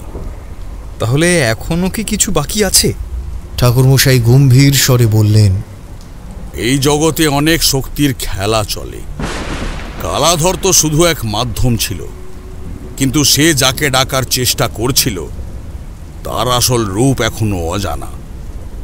আমি সেটা থামাতে চেয়েছিলাম, কিন্তু অনুভব করলাম কিছু একটা এখনো রয়ে গেছে, কিছু একটা এখনো পূর্ণ শক্তি পায়নি। কথাটা শুনে শিউরে উঠলাম। বললাম, তাহলে তাহলে কি বিপদ এখনো পুরোপুরি কাটেনি? ঠাকুরমশাই হাসলেন। বিপদ সবসময় থাকে বিভূতি, তবে যারা জানে কিভাবে শক্তির সাথে লড়াই করতে হয় তাদের জন্য ভয় পাবার কিছু নেই। সেই ছায়ামূর্তি যে কথা বলেছিল সেটা একটা বড় ইঙ্গিত ছিল। কোন ইঙ্গিত? ঠাকুরমশাই চোখ বন্ধ করলেন, যেন অতীতের ঘটনা মনে করার চেষ্টা করছেন। তারপর ধীরে ধীরে বললেন, ওই শক্তি বলেছিল কালাধরের বিনাশের মধ্যে দিয়েই প্রকৃত শক্তি জাগ্রত হয়েছে। এর মানে দাঁড়ায় আমি কালাধরকে থামিয়েছি, কিন্তু সেই শক্তি এখন অন্য কোনো পথে ছড়িয়ে পড়েছে। প্রশ্ন হচ্ছে সেটা এখন কোথায় এবং কিভাবে আমাদের সামনে আসবে। আমি আর কিশোরী হতবাক হয়ে তাকিয়ে রইলাম। আমাদের মনে হাজারো প্রশ্ন ঘুরপাক খাচ্ছে। ঠাকুরমশাই আমাদের আচরণ কিছুটা আন্দাজ করে নিজে থেকেই বললেন, তোমরা ধৈর্য ধরো, সব উত্তর একবারে দেওয়া সম্ভব নয়, কিছু উত্তর সময়ের সাথে সামনে আসবেই। এইবার বৃষ্টি একটু কমেছে, তবে মাঝে মধ্যে বিদ্যুতের ঝলকানি, দ্রিমি দ্রিমি মেঘের গর্জন যেন আকাশ বিদীর্ণ করছে। এ যেন মৃত্যুপুরীর সংকেত। কিশোরী আর আমি এক দৃষ্টিতে তাকিয়ে আছি ঠাকুরমশাইয়ের দিকে। একটু আগে যা শুনলাম তাতে যেন শরীরের রক্ত আরো হিম হয়ে আসছে। আমি ধীর গলায় বললাম, ঠাকুরমশাই, তাহলে কালাধর সত্যিই এক বৃহৎ শক্তির বাহক ছিল। তার বিনাশের পরেও যদি সেই শক্তি অবশিষ্ট থাকে, তবে কি এর অর্থ এই যে এই লড়াই শেষ হয়নি? ঠাকুরমশাই গড়গড়াতে টান দিয়ে বললেন, ঠিক তাই বিভূতি, কালাধর ছিল এক মাধ্যম মাত্র। প্রকৃত শক্তি যা তার মাধ্যমে প্রকাশিত হচ্ছিল সেটি আরো গভীরে লুকিয়ে আছে। কালাধরের বিনাশের মধ্যে দিয়ে সেই শক্তির আসল রূপ প্রকাশ পেয়েছে। কিশোরী একটু শঙ্কিত স্বরেই বলল, কিন্তু আপনি তো বললেন কালাধর ছিন্নমস্তার এক বিকৃত শক্তিকে আহ্বান করেছিল। এখন যদি সেই শক্তি মুক্ত হয়ে যায় তাহলে তো আরো বড় বিপদ। ঠাকুরমশাই হেসে বললেন, সঠিক ধরেছ কিশোরী। কালাধরের সাধনার ফলে যে শক্তি প্রবাহিত হচ্ছিল সেটি এক সময় একত্রিত হয়ে নিজের অস্তিত্ব তৈরি করেছে। সে নিজেই এক সত্তায় পরিণত হয়েছে। যে শুধু কালাধরের মাধ্যমে কাজ করছিল সে সম্পূর্ণ স্বাধীন হয়ে গেছিল, আর সেই কারণেই আমার কাজ এখনো শেষ হয়নি। আমি কিছুক্ষণ চুপ করে থেকে বললাম, কিন্তু ঠাকুরমশাই, যখন আপনি বুঝতে পারলেন সেই শক্তির বিনাশ হয়নি, তখন কেন আপনি তাকে সম্পূর্ণ ধ্বংস করলেন না? এত বছর অপেক্ষা করতে হচ্ছে কেন? ঠাকুরমশাই দীর্ঘশ্বাস ফেললেন। বাইরে বজ্রপাতের শব্দ হলো, যেন প্রকৃতি নিজেও এই প্রশ্নের জবাব দিতে চায়। তারপর তিনি ধীরে ধীরে বলতে লাগলেন, তুমি যা বললে তা সত্য। আমি জানতাম কালাধর একা নয়, তার পেছনে আরো কিছু আছে, কিন্তু সেই শক্তি তখন সুপ্ত অবস্থায় ছিল। সেটি প্রকৃত রূপ নেওয়ার জন্য আরো সময় প্রয়োজন ছিল। আমি যদি তখনই তাকে বিনাশ করার চেষ্টা করতাম তবে হয়তো সম্পূর্ণরূপে সফল হতে পারতাম না। তখন সেটি ছিল এক অর্ধেক জাগ্রত শক্তি, না পুরোপুরি জীবন্ত না পুরোপুরি মৃত। সেটি আমার সাধনার ক্ষমতার বাইরে চলে যেত। তাই আমি অপেক্ষা করেছি, কারণ আমি জানতাম যখন সময় আসবে সেই শক্তি নিজে থেকেই তার অস্তিত্ব প্রকাশ করবে, আর তখনই সেটিকে শেষ করা সম্ভব হবে। আমি আর কিশোরী নির্বাক হয়ে শুনছিলাম, যেন এই সন্ধ্যার বৃষ্টি, বিদ্যুৎ এবং ঠাকুরমশাইয়ের গম্ভীর কণ্ঠ মিলে মিশে এক রহস্যময় আবহ তৈরি করেছে। ঠাকুরমশাই একটু থেমে বললেন, তোমরা জানো, কিছু শক্তি এমনই হয় যা সময়ের আগে ধ্বংস করা যায় না। তাদের বিনাশ করতে হলে তাদের পুরোপুরি জাগ্রত হতে দিতে হয়, যাতে তারা নিজেদের প্রকাশ করে। আর সেই সময় এখন এসেছে। আমি শিহরিত কণ্ঠে বললাম, তাহলে সেই শক্তি এখন জাগ্রত? ঠাকুরমশাই মাথা ঝাঁকালেন। হ্যাঁ বিভূতি, এখন সময় এসেছে তাকে শেষ করার, আর তাই আমি অপেক্ষা করছিলাম। ঘরের বাতাস ভারী হয়ে উঠল। বাইরের ঝড় আরো প্রবল হয়ে উঠেছে, যেন অশুভ কোনো শক্তি তার অস্তিত্ব জানান দিচ্ছে। আর সেই মুহূর্তে আমি অনুভব করলাম সামনে হয়তো আরো বড় কোনো সত্য অপেক্ষা করছে। ঘরের মধ্যে কেবল লণ্ঠনের মৃদু আলো, আর তারানাথ ঠাকুরমশাইয়ের গড়গড়ার থেকে ধোঁয়া ধীরে ধীরে বাতাসে মিলিয়ে যাচ্ছে। আমি আর কিশোরী এক দৃষ্টিতে তাকিয়ে আছি ঠাকুরমশাইয়ের দিকে। তার বলা গল্পে এতটাই ডুবে গিয়েছিলাম যে সময়ের হিসেব হারিয়ে ফেলেছি। কিন্তু একটা প্রশ্ন মাথায় ঘুরপাক খাচ্ছে, যা জিজ্ঞাসা না করে পারছি না। এমন সময় কিশোরী হঠাৎ বলে উঠল, ঠাকুরমশাই, আপনাকে একটা প্রশ্ন করতেই হয়। আপনি বললেন কালাধরের বিনাশের পরও সেই শক্তি পুরোপুরি ধ্বংস হয়নি, এত বছর ধরে সেটি নিষ্ক্রিয় ছিল। তার কারণও আপনি বললেন, কিন্তু হঠাৎ এখন কিভাবে অনুভব করলেন যে সেটি আবার সক্রিয় হয়ে উঠেছে? আপনি বুঝলেন কিভাবে?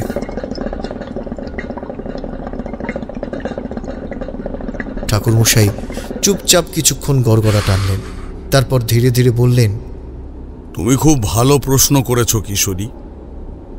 এই প্রশ্নের উত্তর বোঝার জন্য তোমাদের কিছু ব্যাপার জানতে হবে। একজন তান্ত্রিক শুধু দৃশ্যমান জগতে কাজ করে না, আমাদের সাধনার একটা অংশ অতীন্দ্রিয় জগতের সঙ্গেও সম্পর্কিত। আমি গত কয়েকদিন ধরে কিছু সংকেত পেয়েছি যেগুলো স্বাভাবিক কিছু নয়। কি রকম সংকেত ঠাকুরমশাই? প্রথমত, আমি কয়েক রাত ধরে এক অদ্ভুত স্বপ্ন দেখছি। সেই স্বপ্নের মধ্যে আমি অনুভব করেছি কালাধরের সেই সাধনার কেন্দ্রবিন্দুতে কিছু অস্থির আচরণ, যেন কেউ আমাকে ডেকে পাঠাচ্ছে, কোনো এক অন্ধকার শক্তি জাগ্রত হওয়ার চেষ্টা করছে। দ্বিতীয়ত, আমার অন্তর অনুভূতি, যেটাকে তোমরা ষষ্ঠ ইন্দ্রিয় বলতে পারো, সেটা আমাকে সতর্ক করছে। আমি হঠাৎই কিছু জায়গায় অস্বাভাবিক শক্তির সঞ্চার অনুভব করছি। সেটা খুব সূক্ষ্ম, কিন্তু আমার মতো তান্ত্রিকদের কাছে তা স্পষ্ট। আমার মনে হয়েছে কোনো এক প্রাচীন শক্তি আবার মুক্তি পেতে চাইছে। এবং তৃতীয়ত, মহাশক্তির তরঙ্গের ওঠানামা। শক্তির এই ওঠানামা বোঝা সাধারণ মানুষের পক্ষে সম্ভব নয়, কিন্তু আমরা যারা দীর্ঘদিন সাধনা করি তারা এই পরিবর্তন অনুভব করতে পারি। বিশেষ করে যখন কোনো বিশাল শক্তি ধীরে ধীরে তার অস্তিত্ব জানান দিতে শুরু করে, তখন তার কম্পন শূন্যে ছড়িয়ে পড়ে, মহাশক্তির প্রবাহ পরিবর্তিত হয়। আমি আর কিশোরী হতবাক হয়ে শুনছিলাম। ঠাকুরমশাইয়ের মনে কোনো দ্বিধা নেই, তিনি সম্পূর্ণ আত্মবিশ্বাসের সঙ্গে কথাগুলো বলছেন। কিশোরী কিছুক্ষণ চুপ করে থেকে বলল, তাহলে এর মানে কি এই যে সেই শক্তি আবার মুক্ত হয়ে যাবে? ঠাকুরমশাই ধীরে ধীরে মাথা নাড়লেন। তা এখনো পুরোপুরি নিশ্চিত নই, তবে আমি যা অনুভব করছি তা বলে দেয় যদি এখনই কিছু করা না হয় তাহলে শক্তিটা সম্পূর্ণরূপে জেগে উঠবে। এবং তখন তাকে থামাতে গেলে অনেক দেরি হয়ে যাবে। কথা শেষ হতে ঘরের বাতাসে এক অজানা ভয় ছড়িয়ে পড়ল। সামনে হয়তো অপেক্ষা করছে আরো ভয়ানক কিছু। বাইরে মাঝে মাঝে বিদ্যুৎ ঝলসে ওঠে, আর আমরা তারানাথ ঠাকুরমশাইয়ের সামনে বসে আছি যেন তাঁর অনুমতির অপেক্ষায়। আমি কিছুটা দ্বিধাগ্রস্ত হয়েই বললাম, ঠাকুরমশাই, আপনাকে তো যেতেই হবে, কিন্তু আমরা কি আপনার সঙ্গে যেতে পারি? ঠাকুরমশাই একটু অবাক হয়ে আমাদের দিকে তাকালেন, গড়গড়ার ধোঁয়া ছাড়তে ছাড়তে বললেন, তোমরা নিশ্চিত? এই পথটা কিন্তু সহজ নয়। তোমাদের শরীরে ও মনে সেই ধকল সহ্য করার শক্তি আছে তো? কিশোরী একটু দৃঢ় গলাতেই বলল, আমরা এত কিছু শুনলাম, আমরা তো আগেও আপনার সাথে গিয়েছি, আর এখন সবটা জানলাম। তাই ঠাকুরমশাই, আমরা যেতে চাই। ঠাকুরমশাই কিছুক্ষণ নীরবে আমাদের দিকে তাকিয়ে রইলেন, তারপর মৃদু হাসলেন। ঠিক আছে, তবে সাবধানে থেকো। এই যাত্রা তোমাদের জীবনের অন্যতম অদ্ভুত অভিজ্ঞতা হতে পারে।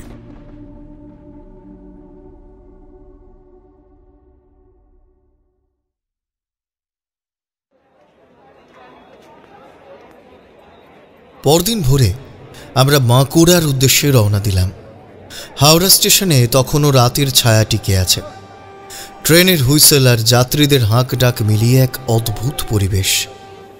আমাদের গন্তব্য বাঁকুড়ার এক প্রত্যন্ত গ্রাম, যেখানে কালাধরের সেই অভিশপ্ত সাধনার চিহ্ন লুকিয়ে আছে। ট্রেন ছুটতে শুরু করল।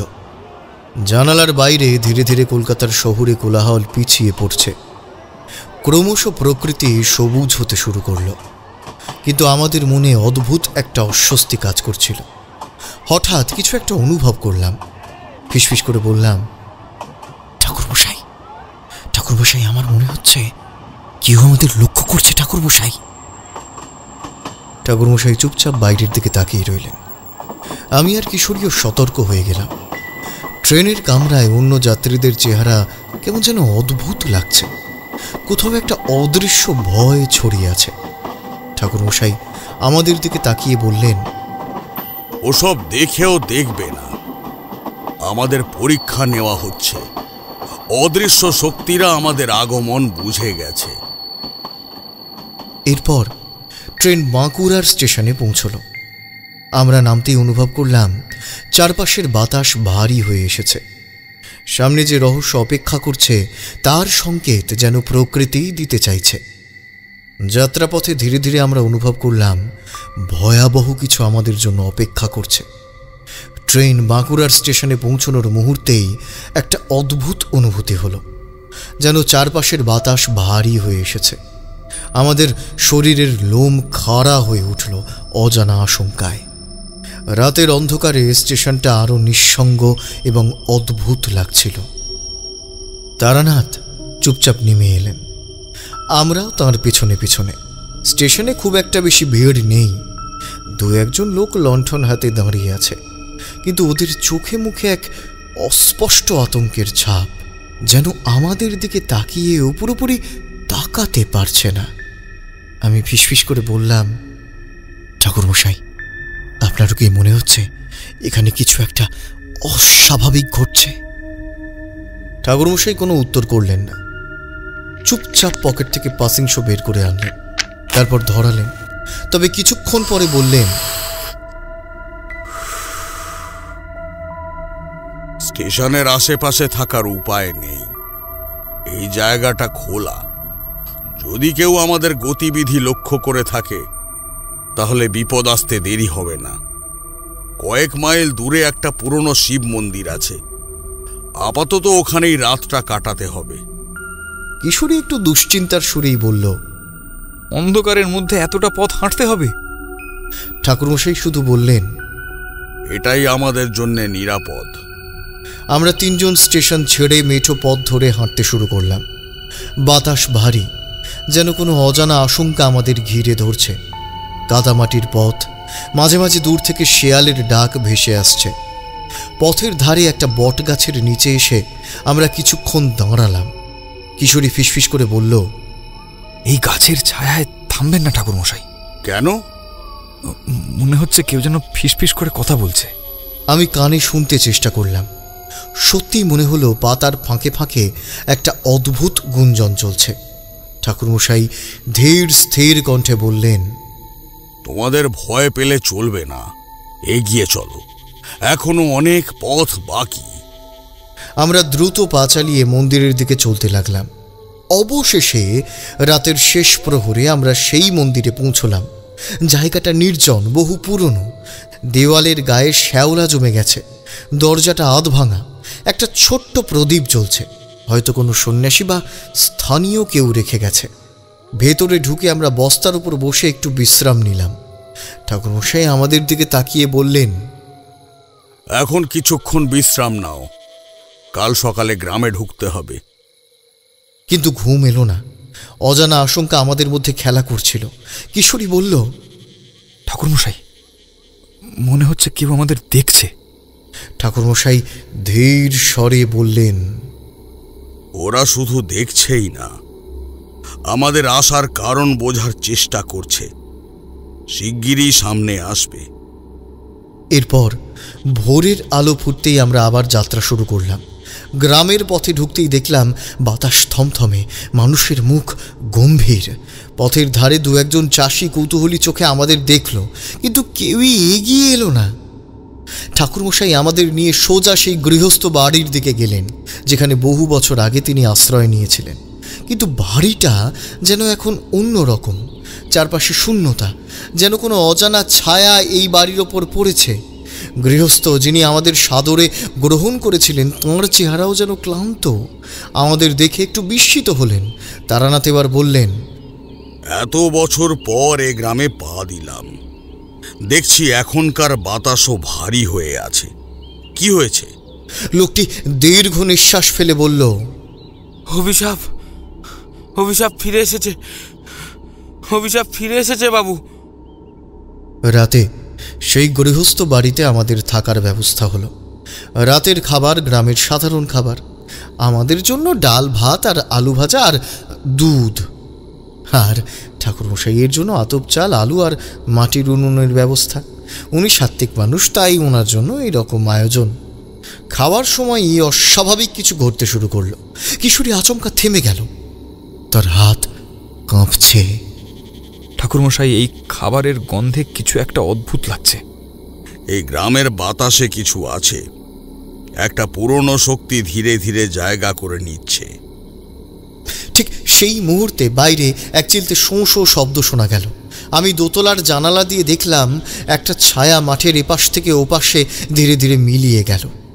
এইভাবে সারাটা দিন কেটে গেল। সেই দিন আর তেমন কোনো উল্লেখযোগ্য কিছু ঘটল না। পরদিন সকালে এক নতুন ব্যক্তি এলেন, মধ্যবয়সী, দীর্ঘদেহী, চেহারায় দৃঢ়তার ছাপ।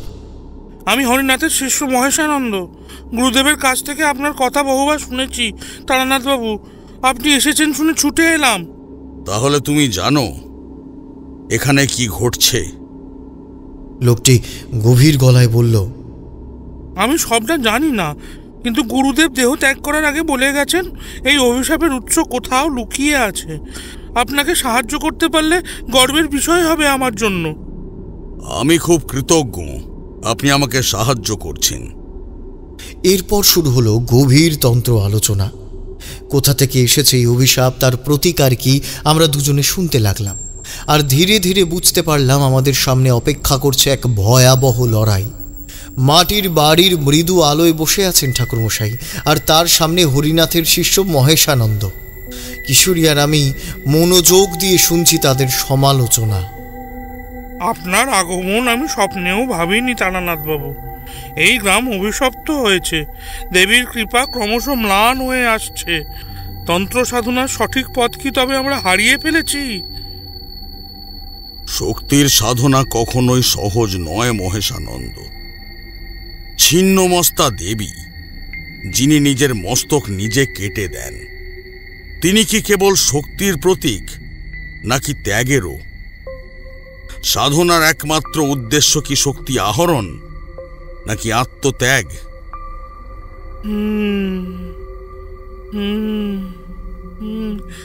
দেবী ছিন্নমস্তা হলেন পরম বিপর্যয় ও রক্তবাহিনী। শক্তির চূড়ান্ত শক্তি তার মধ্যে, আবার সর্বস্ব ত্যাগের মূর্তিও তিনি।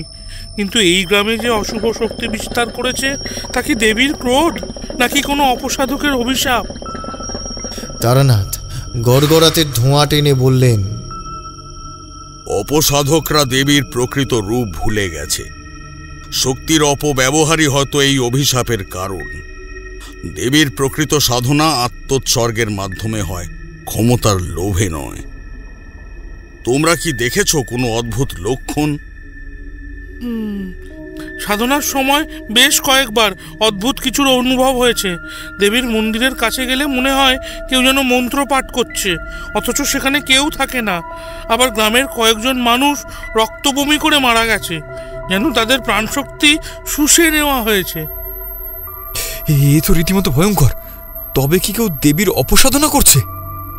ঠাকুরমশাই চোখ বন্ধ করে কিছুক্ষণ স্থির থাকলেন, তারপর বললেন, এটা পরিষ্কার কেউ ছিন্নমস্তার উগ্রতান্ত্রিক সাধনা করছে, কিন্তু ভুল পথে। শক্তির এই প্রবাহ দেবীর আশীর্বাদ নয়, বরং অপশক্তির বিস্তার। আমাদের আগে জানতে হবে এই অপসাধক কে এবং সে কি চায়। তাহলে কি আমাদের দেবীর প্রকৃত সাধনার পথে ফিরতে হবে, যাতে এই অশুভ শক্তির বিনাশ হয়? ঠিক তাই। তবে এটা সহজ হবে না।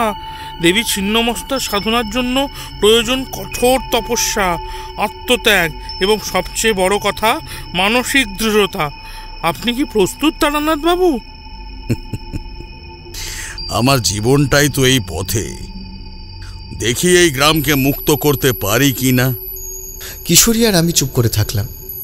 আমরা জানি আমাদের সামনে অপেক্ষা করছে এক ভয়ঙ্কর অমাবস্যার রাত, যেখানে মুখোমুখি হবে তন্ত্রের শক্তির সাথে অন্ধকারের লড়াই। আর আমি এবার একটা প্রশ্ন করেই ফেললাম, ঠাকুরমশাই, একটা কথা ভাবছি, এই গ্রামে ছিন্নমস্তা দেবীর পুজো শুরুই বা হলো কেন? দেবীর এমন রুদ্ররূপের উপাসনার কি প্রয়োজন পড়ল? ভেবেছিলাম কখনো না কখনো তুমি এ প্রশ্ন করবেই। আসলে এই ঘটনা খুব কম লোকই জানে। আমি যখন আগের বার এখানে এসেছিলাম, তখন শুনেছিলাম হরিনাথের কাছে। উনি আমায় বলেছিলেন, বহু বছর আগে এই গ্রাম ছিল জমিদার শাসিত এক জনপদ। জমিদার ছিলেন প্রচণ্ড নিষ্ঠুর, কিন্তু আবার দেবীর ভক্তও ছিলেন। তবে তার ভক্তি ছিল ভয় আর রক্ত পিপাসায় মোড়া। মানে? এই জমিদার দেবীর কৃপা পাওয়ার জন্যে কন্যা সন্তানদের বলি দিতেন। গ্রামের মানুষজন আতঙ্কে থাকত, কিন্তু জমিদারের বিরুদ্ধে কেউ যেতে পারত না। একদিন এক দরিদ্র ব্রাহ্মণের কন্যাকে বলির জন্যে বেছে নেওয়া হয়, কিন্তু তার মা ছিলেন একজন যোগিনী। তিনি দেবীর কাছে প্রাণ ভিক্ষা চেয়ে এক বিশেষ তন্ত্র সাধনা শুরু করেন। তারপর? সেই রাতেই ঘটে এক ভয়ঙ্কর অলৌকিক ঘটনা। জমিদার যখন মন্দিরে উপস্থিত হল, তখন হঠাৎ করেই ছিন্নমস্তার মূর্তির চোখ থেকে রক্ত ঝরতে শুরু করল। বাতাস ভারী হয়ে উঠল, যেন চারদিকে ভয়ানক শক্তির আনাগোনা। মুহূর্তের মধ্যে মন্দিরের দীপগুলো নিভে গেল, আর সেই আঁধারের মধ্যে জমিদারের কণ্ঠে এক বিকট আর্তনাদ শোনা গেল। অতঃপর গ্রামের মানুষেরা যখন মন্দিরে ছুটে গেল, দেখল জমিদারের দেহ পড়ে আছে মাটিতে, কিন্তু মাথা নেই। সবাই বুঝল দেবীর কৃপা, যা সেই নিষ্ঠুর জমিদারকে নিষ্ঠুর শাস্তি দিয়েছে। আর এই ঘটনার পর থেকেই ওই গ্রামে ছিন্নমস্তা দেবীর পুজো শুরু হয়, যাতে আর কখনো এমন অন্যায় না ঘটে। তাহলে এখন দেবীর শক্তি ক্ষীণ হয়ে আসছে কেন? এই প্রশ্নের উত্তর যদি জানা যেত, তবে হয়তো এখন আমাদের এই মন্দিরে যাওয়ার প্রয়োজনই হতো না কিশোরী। এরপর ঠাকুরমশাই, মহেশানন্দ, আমি আর কিশোরী মন্দিরের কাছে গিয়ে তদন্তের পরিকল্পনা করলাম। প্রথমেই আমাদের যেতে হবে মন্দিরে। সেখানে দেবীর উপস্থিতি ধীরে ধীরে ক্ষীণ হয়ে আসছে, কিন্তু তার আগেই গভীর রাতে আমাদের সম্মুখীন হতে হলো এক ভয়ঙ্কর ঘটনার। মন্দির চত্বরে পৌঁছতেই হঠাৎ করেই চারপাশের বাতাস যেন ভারী হয়ে উঠল, আর এক কর্কশ হাসির আওয়াজ শোনা গেল।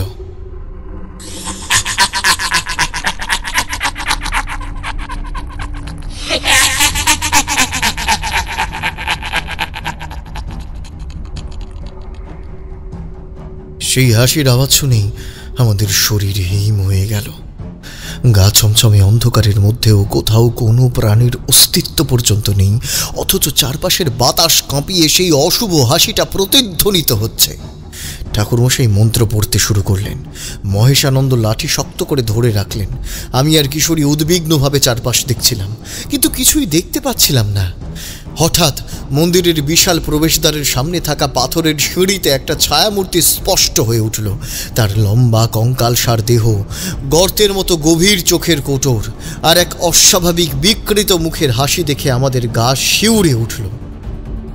মূর্তিটা ধীরে ধীরে আমাদের দিকে এগিয়ে আসতে লাগলো, আর সেই হাসির শব্দ আরও কর্কশ হয়ে উঠল। বাতাসে পচা দুর্গন্ধ ছড়িয়ে পড়ল। চারপাশে বৃক্ষরা দুলতে লাগলো, যেন কোনো অশুভ শক্তির প্রভাবে কাঁপছে। হঠাৎ করেই প্রবল এক ঝোড়ো বাতাসের ধাক্কায় আমাদের মাথার উপরের পুরনো ঘণ্টাটা বিকট শব্দে বেজে উঠল। সেই মুহূর্তে ঠাকুরমশাই উচ্চস্বরে চিৎকার করে বললেন, এ শক্তি শুভ নয়, এ অশুভ শক্তি, সাবধান। কথা শেষ হতে না হতেই মহেশানন্দ সঙ্গে সঙ্গে এক মুঠো ভস্য বের করে সেই ছায়ামূর্তির দিকে ছুঁড়ে দিলেন। কিন্তু বিস্ময়ের ব্যাপার, ভস্য তার শরীরে পড়তেই মুহূর্তের মধ্যে ছায়ামূর্তিটি মিলিয়ে গেল। মনে হলো সেটি আমাদের পরীক্ষা করছিল, আমাদের শক্তি পরিমাপ করা ছিল, কিন্তু তখনও সেই অস্বাভাবিক অনুভূতি কাটেনি। ঠাকুরমশাই গম্ভীর স্বরে বললেন, এটা শুধুই শুরু, আসল বিভীষিকা এখনো সামনে আছে। আমাদের যত দ্রুত সম্ভব মন্দিরের ভেতরে প্রবেশ করতে হবে। এরপর আমরা ধীর পায়ে মন্দিরের দিকে এগোতে লাগলাম। জানি না সামনে কি অপেক্ষা করছে। মন্দির চত্বরে পৌঁছানোর সাথে সাথেই চারপাশের বাতাস যেন ভারী হয়ে উঠছে। অদৃশ্য কোনো শক্তি যেন আমাদের গতিপথ রোধ করতে চাইছে। হঠাৎ করেই কোথাও থেকে কর্কশ হাসির আওয়াজ শোনা গেল। সেই হাসির শব্দ কানে আসতেই আমাদের সবার শরীর ঠান্ডা হয়ে গেল।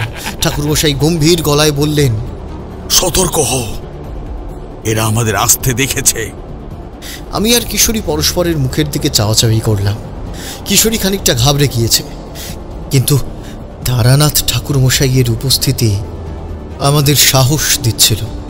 মহেশানন্দ চোখ বন্ধ করে কিছু একটা বিড়বিড় করলেন, সম্ভবত কোনো মন্ত্র। চারপাশে অদ্ভুত ছায়া ঘনিয়ে আসছে, গাছের পাতাগুলো অস্বাভাবিকভাবে কাঁপছে, অথচ বাতাসের কোনো উপস্থিতি নেই। আর আমরা ধীরে ধীরে মন্দিরের দিকে এগোতে থাকলাম। কিন্তু ঠিক তখনই হঠাৎ করে মন্দিরের প্রবেশদ্বারে দেখা দিল এক বিকট মূর্তি। সেই মূর্তির চোখ রক্তবর্ণ, মূর্তির চোখে এক অদ্ভুত হাসি, সারা শরীরে ছোপ ছোপ রক্তের ছাপ, হাতে একটা কাটা মুন্ডু। সেটা কিছুক্ষণ স্থির থাকার পর ধীরে ধীরে আমাদের দিকে এগিয়ে আসতে থাকলো সে। ঠাকুরমশাই দ্রুত একটা রুদ্রাক্ষ মালা বের করলেন এবং বেড় করে মন্ত্রোচ্চারণ করতেই হুং হুং ছিন্নমস্তাবৈ হুং হুং স্বাহা। সঙ্গে সঙ্গে বাতাসের গতিবেগ আরও বাড়তে লাগলো। আমরা দাঁড়িয়ে থাকলেও মনে হচ্ছিল কোনো এক দানবিক শক্তি আমাদের ওপর নেমে আসতে চাইছে। এমন সময় হঠাৎ গর্ভগৃহের থেকে একটা চিৎকার ভেসে এলো, এক নারী কণ্ঠ। গলা ফাটানো আর্তনাদ, যেন কেউ যন্ত্রণা থেকে মুক্তি পেতে চাইছে। ঠাকুরমশাই চিৎকার করে বললেন, কেউ ভয় পেও না, আমাদের সামনে এগিয়ে যেতে হবে। এরপর ধীরে ধীরে আমরা মন্দিরে প্রবেশ করলাম। সেখানে যা দেখলাম তা সত্যি বিভীষিকাময়।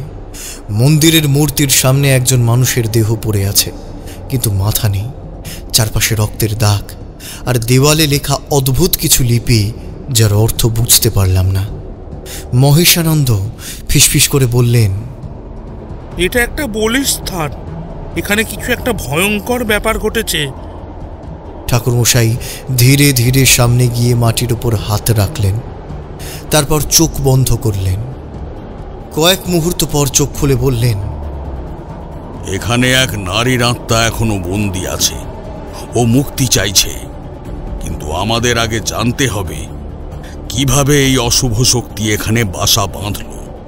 ঠিক তখনই বাইরে প্রচণ্ড ঝড় শুরু হলো এবং সেই কর্কশ হাসির আওয়াজ আবারও ফিরে এলো। এবার সেটি যেন আরো কাছে, আরো ভয়ঙ্কর। ঠাকুরমশাই চোখ বন্ধ করে গভীর মনোনিবেশ করলেন। কিছুক্ষণ নীরব থাকার পর ধীরে ধীরে বলতে শুরু করলেন। আমি যখন এখানে আগের বার এসেছিলাম তখন এই ঘটনা শুনেছিলাম। অনেক বছর আগে এই গ্রাম ছিল এক ভয়ঙ্কর শক্তির আবাসস্থল। তখন এখানকার জমিদার ছিলেন এক নিষ্ঠুর ও নির্মম শাসক। তিনি গোপনে তন্ত্র সাধনা করতেন, আর তার উদ্দেশ্য ছিল অমরত্ব লাভ করা। তার জন্যে তিনি একদিন ছিন্নমস্তা দেবীর নামে এক বিশেষ পুজোর আয়োজন করেন। কিন্তু সেই পুজোর আসল উদ্দেশ্য ছিল ভয়ঙ্কর, মানব বলি। এটা ছিল এক নিষিদ্ধ কৌলাচার তন্ত্র সাধনা। ঠাকুরমশাইয়ের কথা শেষ হতে না হতেই মন্দিরের ভেতর থেকেই আবারও সেই নারী কণ্ঠের করুণ আর্তনাদ শোনা গেল। এবার তা আরো স্পষ্ট, আরো ভয়ঙ্কর। আমরা বুঝতে পারলাম সত্যিই কিছু একটার সমাপ্তি করতে হবে, না হলে এই অশুভ শক্তি আমাদের ছাড়বে না। ঠাকুরমশাই স্থির দৃষ্টিতে মন্দিরের অন্ধকারের দিকে তাকিয়ে রইলেন। বাতাসে যেন একটা অদৃশ্য কাঁপুনি খেলে গেল। হঠাৎ করেই সেই আর্তনাদের সঙ্গে মিশে গেল আর একটা শব্দ, একটা গম্ভীর কর্কশ কণ্ঠ।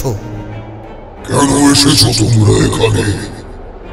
এখানে যা কিছু ঘটেছে তা এক অনিবার্য সত্য। এই ভয়ঙ্কর শব্দ কানে আসতেই আমরা থমকে গেলাম। কিশোরী প্রায় ফিসফিস করে বলল, কে কে কথা বলছে? ঠাকুরমশাই ধীরে ধীরে উত্তর দিলেন, হরিনাথের আত্মা। আমি বিস্ময়ে তাকালাম। ঠাকুরমশাই এবার যা বললেন তা আরো ভয়ঙ্কর। হরিনাথ যে ছিল কালাধরের গুরু, কিন্তু সে জানত কালাধরের আসল উদ্দেশ্য, যার সঙ্গে স্বয়ং জমিদার মশাই নিজে লিপ্ত ছিল। সে বুঝতে পারে কালাধর তাকে অমান্য করে ভয়ঙ্কর শক্তির আহ্বান করতে চাইছে। কালাধর তার গুরু হরিনাথের সাধনার এক গোপন অংশ জেনে নিয়ে সেই শক্তিকে ব্যবহার করতে চেয়েছিল, কিন্তু হরিনাথ নিজে তন্ত্রের সর্বোচ্চ জ্ঞান ব্যবহার করে কালাধরকে বাধা দিলে কালাধর হরিনাথের উপর চরম আঘাত হানে এবং কালাধর প্রবল শক্তিশালী হয়ে ওঠে। তার ফলে এক অভিশপ্ত বিভীষিকা নেমে আসে এই গ্রামে। কথাটা শুনে আমাদের শরীর শিউরে উঠল। হঠাৎ বাতাস ভারী হয়ে এলো। একটা গভীর শ্বাস ফেলে ঠাকুরমশাই বললেন, যদি এই নারীর আত্মাকে মুক্তি দিতে হয় তাহলে প্রথমে জানতে হবে কালাধরের কি উদ্দেশ্য ছিল এবং হরিনাথ কোন শক্তির বিরুদ্ধে লড়ছিল, কারণ এই পিশাচ শক্তির মূল সেখানে লুকিয়ে আছে। ঠাকুরমশাই ধীরে ধীরে এগিয়ে গেলেন মন্দিরের ভেতর, অন্ধকারের গভীরে, পুরনো পাথরের ভেতরে, যেখানে সময়ের অতলে চাপা পড়ে থাকা এক ভয়ঙ্কর সত্য অপেক্ষা করছিল। ঠাকুরমশাই আর আমরা ধীর পায়ে এগিয়ে গেলাম মন্দিরের ভেতর। বাতাস ভারী হয়ে উঠেছে, যেন শ্বাস নিতে কষ্ট হচ্ছে আমাদের। ভেতরে ঢুকতেই পাথরের গায়ে খোদাই করা তান্ত্রিক চিহ্নগুলো অদ্ভুতভাবে ঝলসে উঠল, যেন কারো উপস্থিতি অনুভব করছে। কিশোরী আর আমি দ্বিধাগ্রস্ত পায়ে পিছন পিছন ঢুকলাম।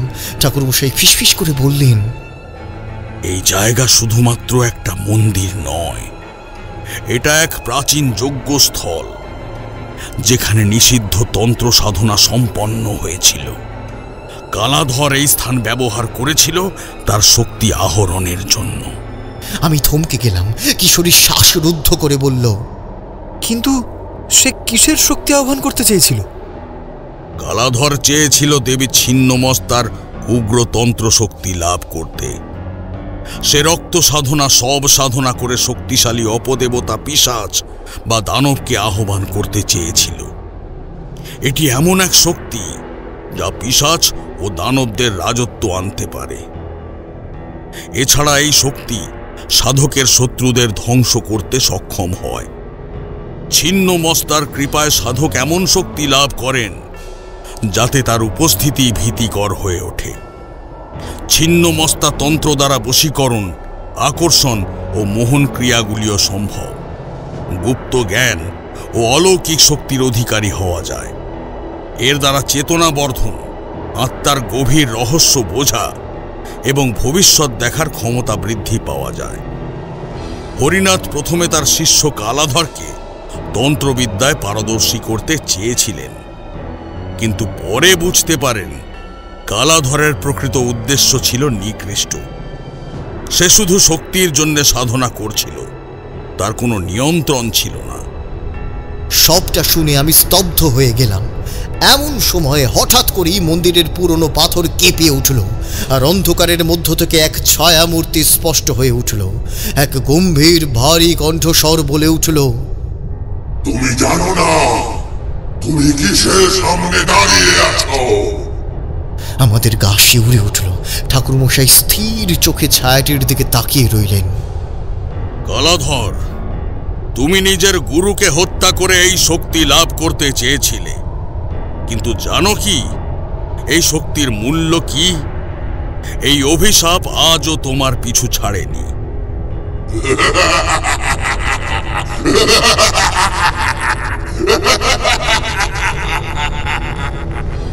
কালাধরের ছায়ামূর্তি বিকট হাসিতে ফেটে পড়ল। আমার কি হারানোর আছে? আমি তো তোমারই অপেক্ষায় ছিলাম। তুমি এসেছো এই রহস্য উন্মোচন করতে, তাই না? তবে এসো এসো, আমাকে থামানোর চেষ্টা করো। কথা শেষ হতেই আচমকা পুরো মন্দির দুলে উঠল, যেন ভিতরের প্রাচীন শক্তি মুক্তি পেতে চাইছে। বাতাসে ভেসে এলো আর্ত চিৎকার, সেই কিশোরীর চিৎকার যে বলির শিকার হয়েছিল। ঠাকুরমশাই দ্রুত কিছু মন্ত্র উচ্চারণ করলেন বেড় করে। ওং হ্রিং বটুকায় আপদুদ্ধারণায় কুরু কুরু স্বাহা। মন্ত্র শেষ হতেই এক আলোক রেখা ছড়িয়ে পড়ল চারপাশে। কালাধরের ছায়ামূর্তি ভীষণভাবে কেঁপে উঠল, আর ধীরে ধীরে সেটা অদৃশ্য হয়ে গেল। এর পর মুহূর্তেই মন্দিরের মেঝেতে চিড় ধরতে শুরু করলো, আর তার নিচে এক গভীর কূপের মতো কিছু দেখা গেল। সেখান থেকে অগণিত কালো হাত উঠে আসছে, যেন আমাদের টেনে নিতে চাইছে। এটাই কালাধরের সাধনার শেষ স্তর। এখানে সে এক ভয়ঙ্কর শক্তিকে আবদ্ধ করে রেখেছিল, যা পুরো গ্রামকে গ্রাস করতে পারত। কিন্তু এখন এটা মুক্ত হলে ভয়াবহ কিছু ঘটবে। আমরা আতঙ্কে পিছু হটলাম। কিশোরী ফিসফিস করে বলল, তাহলে কি আমরা দেরি করে ফেলেছি? ঠাকুরমশাই গম্ভীর চিন্তায় ডুবে গেলেন। এরপর বললেন, না, এখনো সময় আছে। যদি আমি এই যজ্ঞস্থল শুদ্ধ করতে পারি, তাহলে এই অভিশপ্ত শক্তিকে ধ্বংস করা সম্ভব। কিন্তু এজন্যে আমাদের ঝুঁকি নিতে হবে। তোমরা প্রস্তুত তো? আমরা একে অপরের দিকে তাকালাম। পেছন ফেরার পথ নেই, সামনের দিকে এগিয়ে যেতে হবে। কালাধরের শক্তি রহস্যের শেষ পর্যন্ত কোনো কিনারা করতেই হবে। আমরা একসঙ্গে দৃঢ় কণ্ঠে বললাম, তারপর আমরা প্রস্তুত। এইবার আমরা মন্দিরের গাঢ় অন্ধকারের দিকে এগিয়ে গেলাম। বাতাসে এক অদৃশ্য শক্তির ভারী উপস্থিতি। দূরে কোথাও এক জোড়া পেঁচার ডাক শোনা গেল। ঠাকুরমশাই এক মুহূর্ত থেমে গেলেন, তারপর বললেন, এই জায়গা, এখানে কিছু একটা গভীরভাবে লুকিয়ে আছে। কালাধর যে সাধনা করেছিল তা শুধুই এক নিষিদ্ধ সাধনা নয়, এর পেছনে আরো ভয়ঙ্কর কিছু ছিল। আমি, কিশোরী এবং মহেশানন্দ চুপচাপ দাঁড়িয়ে আছি। আমাদের মনে একটাই প্রশ্ন, কি এমন শক্তি ছিল যা জানার জন্য কালাধর তার নিজের গুরুকে পর্যন্ত ত্যাগ করল? এইবার ঠাকুরমশাই ধীরে ধীরে মাটিতে বসে পড়লেন। তিনি চোখ বন্ধ করলেন এবং নিমগ্ন হলেন গভীর তপস্যায়। তাঁর ঠোঁট নড়তে লাগলো, কিন্তু কোনো শব্দ হলো না। কিছুক্ষণ পরেই হঠাৎ চারদিকের বাতাস যেন প্রবলভাবে ঘুরতে শুরু করলো। মন্দিরের ভেতর থেকে এক কর্কশ আওয়াজ এলো। ঠাকুরমশাই এবার চিৎকার করে উঠে বললেন, ওং হ্রাঁ ওং ক্লিং ছিন্নমস্ত্যায় নমঃ। এবার যেন মন্দিরের মেঝে কেঁপে উঠল। হঠাৎ করেই দেওয়ালের গায়ে একটি অবয়ব ফুটে উঠল, এক বিশাল ছায়ামূর্তি। মুখে কোনো রূপ নেই, চোখ নেই, শুধু অন্ধকারে গঠিত এক ভৌতিক অবয়ব। কণ্ঠস্বর এলো গম্ভীর কম্পিত সুরে, তোমরা এখানে এসেছো কেন? এখানে যা লুকিয়ে আছে তা প্রকাশ করলে সমগ্র পৃথিবী কেঁপে উঠবে।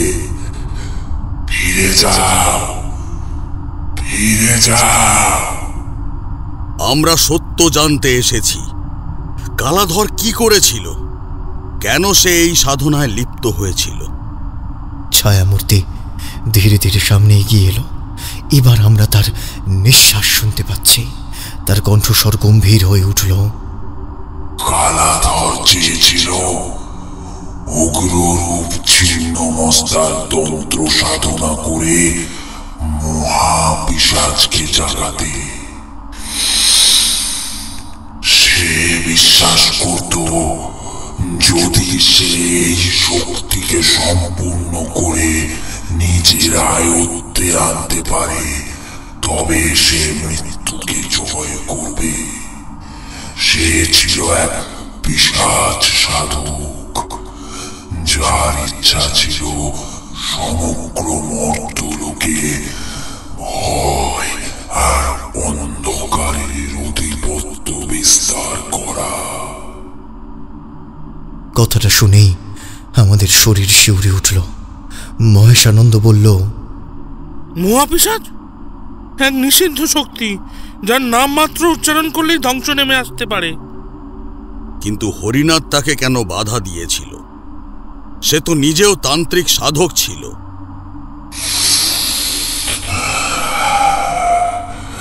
কারণ হরিহর জানত যদি মহাপিশাচ জাগ্রত হয় তবে এই মন্দির, এই গ্রাম, এমনকি সমগ্র অঞ্চল এক অভিশপ্ত শ্মশানে পরিণত হবে। হরিহর তাকে বাধা দিতে এলে কালাধর তাকে হত্যা করে এবং নিজের অভিশপ্ত সাধনা চালিয়ে যায়। কিন্তু এক ভয়ঙ্কর ভুল করেছিল সে। আমরা নিঃশ্বাস বন্ধ করে শুনছিলাম। কালাধর মহাপিশাচকে মুক্ত করার সময় শেষ ধাপটি সম্পন্ন করতে পারেনি, কারণ দেবী ছিন্নমস্তার অভিশাপ তার উপর নেমে এসেছিল। সে নিজেই এক অপার্থিব বিভীষিকায় পরিণত হয়। সে মৃত, তার আত্মা এখানে বন্দী আছে এবং সে যে কোনো মূল্যে তার সাধনা সম্পূর্ণ করতে চায়। ঠাকুরমশাই গম্ভীর মুখে বললেন, তাহলে এই অভিশপ্ত মন্দির এখন তার কারাগার।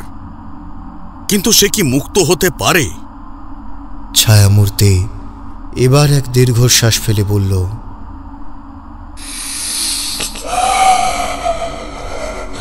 সে নিজে মুক্ত হতে পারবে না, কিন্তু যদি কেউ তার সাহায্য করে, কেউ যদি ভুলবশত তার অসম্পূর্ণ সাধনা সম্পূর্ণ করে ফেলে, তবে সে ফিরে আসবে। আমাদের রক্ত হিম হয়ে গেল। তাহলে কি আমাদের মধ্যে কেউ তার পরিকল্পনার শিকার হতে পারে? ঠাকুরমশাই উঠে দাঁড়ালেন। আমাদের কাজ এখনই শুরু করতে হবে। এই আত্মাদের মুক্তি না দিলে কালাধর ফিরে আসতে পারে এবং তখন আমরা সবাই ধ্বংস হয়ে যাব। এই বলে ঠাকুরমশাই এক পলক আমাদের দিকে তাকালেন। তার চোখ কঠিন, প্রতিজ্ঞার আগুনে জ্বলছে। আমাদের সামনে তখন শুধু একটাই মাত্র রাস্তা খোলা। অন্ধকারের উৎসকে সমূলে ধ্বংস করতে হবে। কিন্তু কিভাবে? ঠাকুরমশাই কি পারবেন কালাধরের অভিশপ্ত সাধনার সমাপ্তি ঘটাতে? ঠাকুরমশাই মন্দিরের অন্ধকারে গভীরভাবে তাকিয়ে রইলেন। বাতাসে যেন এক অদৃশ্য কাঁপুনি খেলে গেল। শীতল অনুভূতি শরীরের রন্ধ্রে রন্ধ্রে ছড়িয়ে পড়ল। এক পলক আমাদের দিকে তাকালেন, তারপর ধীরে ধীরে বললেন, কালাধরের শক্তির উৎস খুঁজে বের করতেই হবে। শুধু আত্মাকে মুক্ত করা নয়, এই গ্রামের অভিশাপ শেষ করতে হলে জানতে হবে কিসের বিরুদ্ধে লড়তে হবে। আমরা নিঃশ্বাস বন্ধ করে তাকিয়ে রইলাম। মন্দিরের পাথরের মেঝেতে একসময়ের পুজোর চিহ্ন, রক্তের দাগের ছোপ সবই এখন বিবর্ণ। কিন্তু ঠাকুরমশাই যেন চোখের সামনে দেখতে পেলেন অতীতের বিভীষিকা। তিনি মন্দিরের কেন্দ্রে পৌঁছে মাটিতে হাত রাখলেন। মৃদু কম্পন অনুভব করলাম, যেন মন্দিরের নিচে কিছু আছে যা অত্যন্ত ভয়ঙ্কর। ঠাকুরমশাই চোখ বুজে মন্ত্র পাঠ শুরু করলেন। ওং হ্রিং বটুকায় নমঃ, ওং নম ভৈরবায় রুদ্রায়। মন্ত্রোচ্চারণের সঙ্গে সঙ্গে বাতাস ঘনিয়ে এলো, যেন শত শত ফিসফিসানি চারদিক থেকে ভেসে আসছে। ঠিক তখনই মাটির নিচ থেকে একটা কর্কশ আওয়াজ ভেসে উঠল। কেউ যেন বদ্ধ অন্ধকার ঘর থেকে মুক্তি পেতে চাইছে। এবার ঠাকুরমশাই চোখ মেলে তাকালেন। কালাধর তার সাধনায় এমন কিছু আহ্বান করেছিল যা স্বাভাবিক জগতের বাইরের, এবং সেটাই এই গ্রামকে অভিশপ্ত করে রেখেছে। কথাটা শুনে আমাদের শির দাঁড়া বেয়ে ঠান্ডা স্রোত নেমে গেল। মন্দিরের মেঝেতে ক্রমশ ফাটল ধরতে শুরু করেছে, আর তার নিচ থেকে বেরিয়ে এলো শ্বেত পিশাচের বিকট রূপ। তার চোখ দুটো আগুনের ভাঁটার মতো জ্বলছে, মুখে করাল হাসি। ঠাকুরমশাই নিঃশব্দে মন্ত্রপাঠ করতে লাগলেন। এক হাতে রুদ্রাক্ষের মালা, আর অন্য হাতে এক অজ্ঞাত শক্তির প্রতিরোধ। এমন সময় হঠাৎ শ্বেত পিশাচ এক ভয়ঙ্কর কণ্ঠে চিৎকার করে উঠল। তুমি এবারে এসেছ, তবে কি আমার প্রভুর বিরুদ্ধে লড়বে? কালাধর আমাদের ডেকেছিল, আমাদের এই মাটিতে বেঁধে রেখেছিল। তুমি কি চাও? আমি জানতে চাই কালাধরের সত্য। কেন সে এই অভিশাপ নিয়ে এসেছিল? তার উদ্দেশ্য কি ছিল? শ্বেত পিশাচ হিংস্র চোখে তাকিয়ে বলল, তাহলে এসো, দেখা হবে সত্যের কেন্দ্রে, যেখানে কালাধর এখনো অপেক্ষা করছে।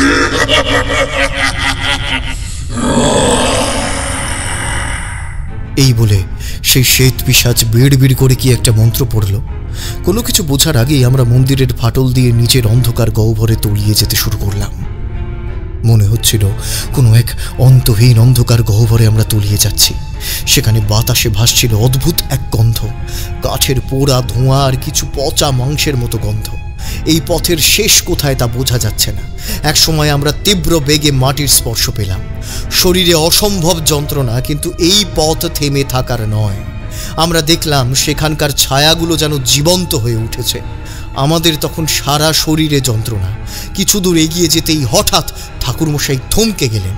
সামনে এক গোলাকার মঞ্চের মতো জায়গা, মাঝখানে এক কালো শিলা, আর তার চারপাশে রক্তের দাগ।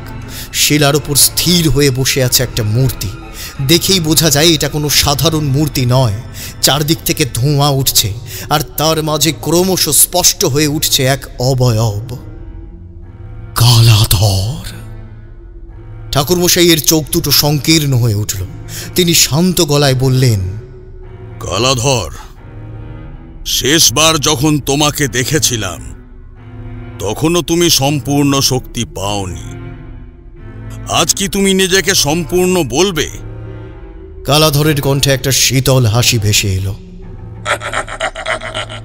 এত বছর পর তোমারই আসার কথা ছিল, কারণ তোমার মাধ্যমে আমার শেষ বাধা দূর হবে। এরপর ঠাকুরমশাই অন্ধকারের দিকে স্থির দৃষ্টিতে তাকিয়ে রইলেন। তুমি কি ভেবেছ এই অভিশপ্ত সাধনা শেষ হলে তুমি মুক্তি পাবে? তুমি জানো না, তোমার শরীর এখনো নশ্বর, কিন্তু তোমার আত্মা এখন আর তোমার নিজের নয়। কথাটা শুনে কালাধর বিকট শব্দে হাসতে লাগলো। চারপাশের বাতাস কেঁপে উঠল।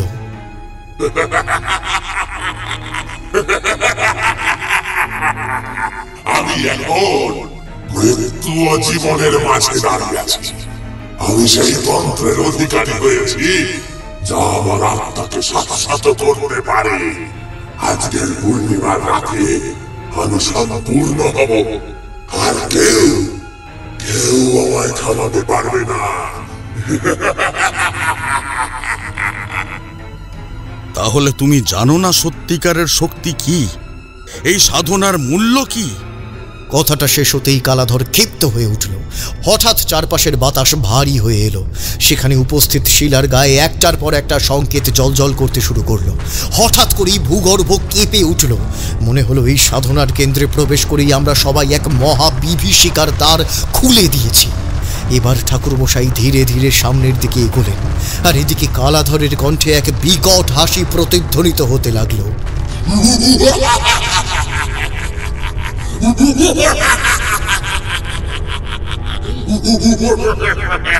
মন্দিরের ভগ্ন প্রায় ভিতের মাঝে অগ্নিশিখার মতো এক গাঢ় লাল জ্যোতি ছড়িয়ে পড়ল। কালাধর দাঁড়িয়ে দু হাত প্রসারিত করে তন্ত্রমন্ত্র উচ্চারণ করছিল। বাতাস ভারী হয়ে উঠল, অন্ধকার আরো ঘনীভূত হলো। কালাধর হেসে উঠল। শেষ পর্যন্ত তুমি চলে এলে। আমি জানতাম তুমি আমাকে থামাতে আসবে, কিন্তু আজ দেবতারা আমার পক্ষে। এই রক্ত সাধনার রাতে আমার চূড়ান্ত শক্তি অর্জন হবে। তোমার সাধনা আমাকে রুখতে পারবে না। তুমি জানো না তুমি কি করতে চলেছ কালাধর। তোমার অভিশপ্ত সাধনার পরিণতি ভয়ঙ্কর হবে। দেবী তোমাকে ক্ষমা করবেন না। কালাধর যেন তাচ্ছিল্য করলো আর অট্টহাসিতে ফেটে পড়ল।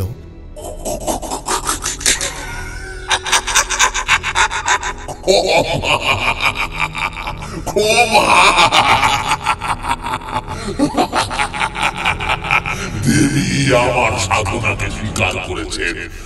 আজ আমি সেই শক্তিকে আহ্বান করব যা মৃত্যুর ঊর্ধ্বে। তুমি চাইলেও আমাকে থামাতে পারবে না। সময় নষ্ট না করে ঠাকুরমশাই দ্রুত মাটিতে বসে পড়লেন। তাঁর ঠোঁট থেকে বেরিয়ে এলো শক্তিশালী তন্ত্রমন্ত্র। ওং হ্রিং বটুকায় কাল বটুকায় ফট স্বাহা। মন্ত্র শেষ হতেই এক বিস্ফোরণের মতো প্রতিধ্বনি মন্দিরে ছড়িয়ে পড়ল। বাতাসে যেন অদৃশ্য তরঙ্গ খেলে গেল। কালাধর সামান্য পিছু হটল।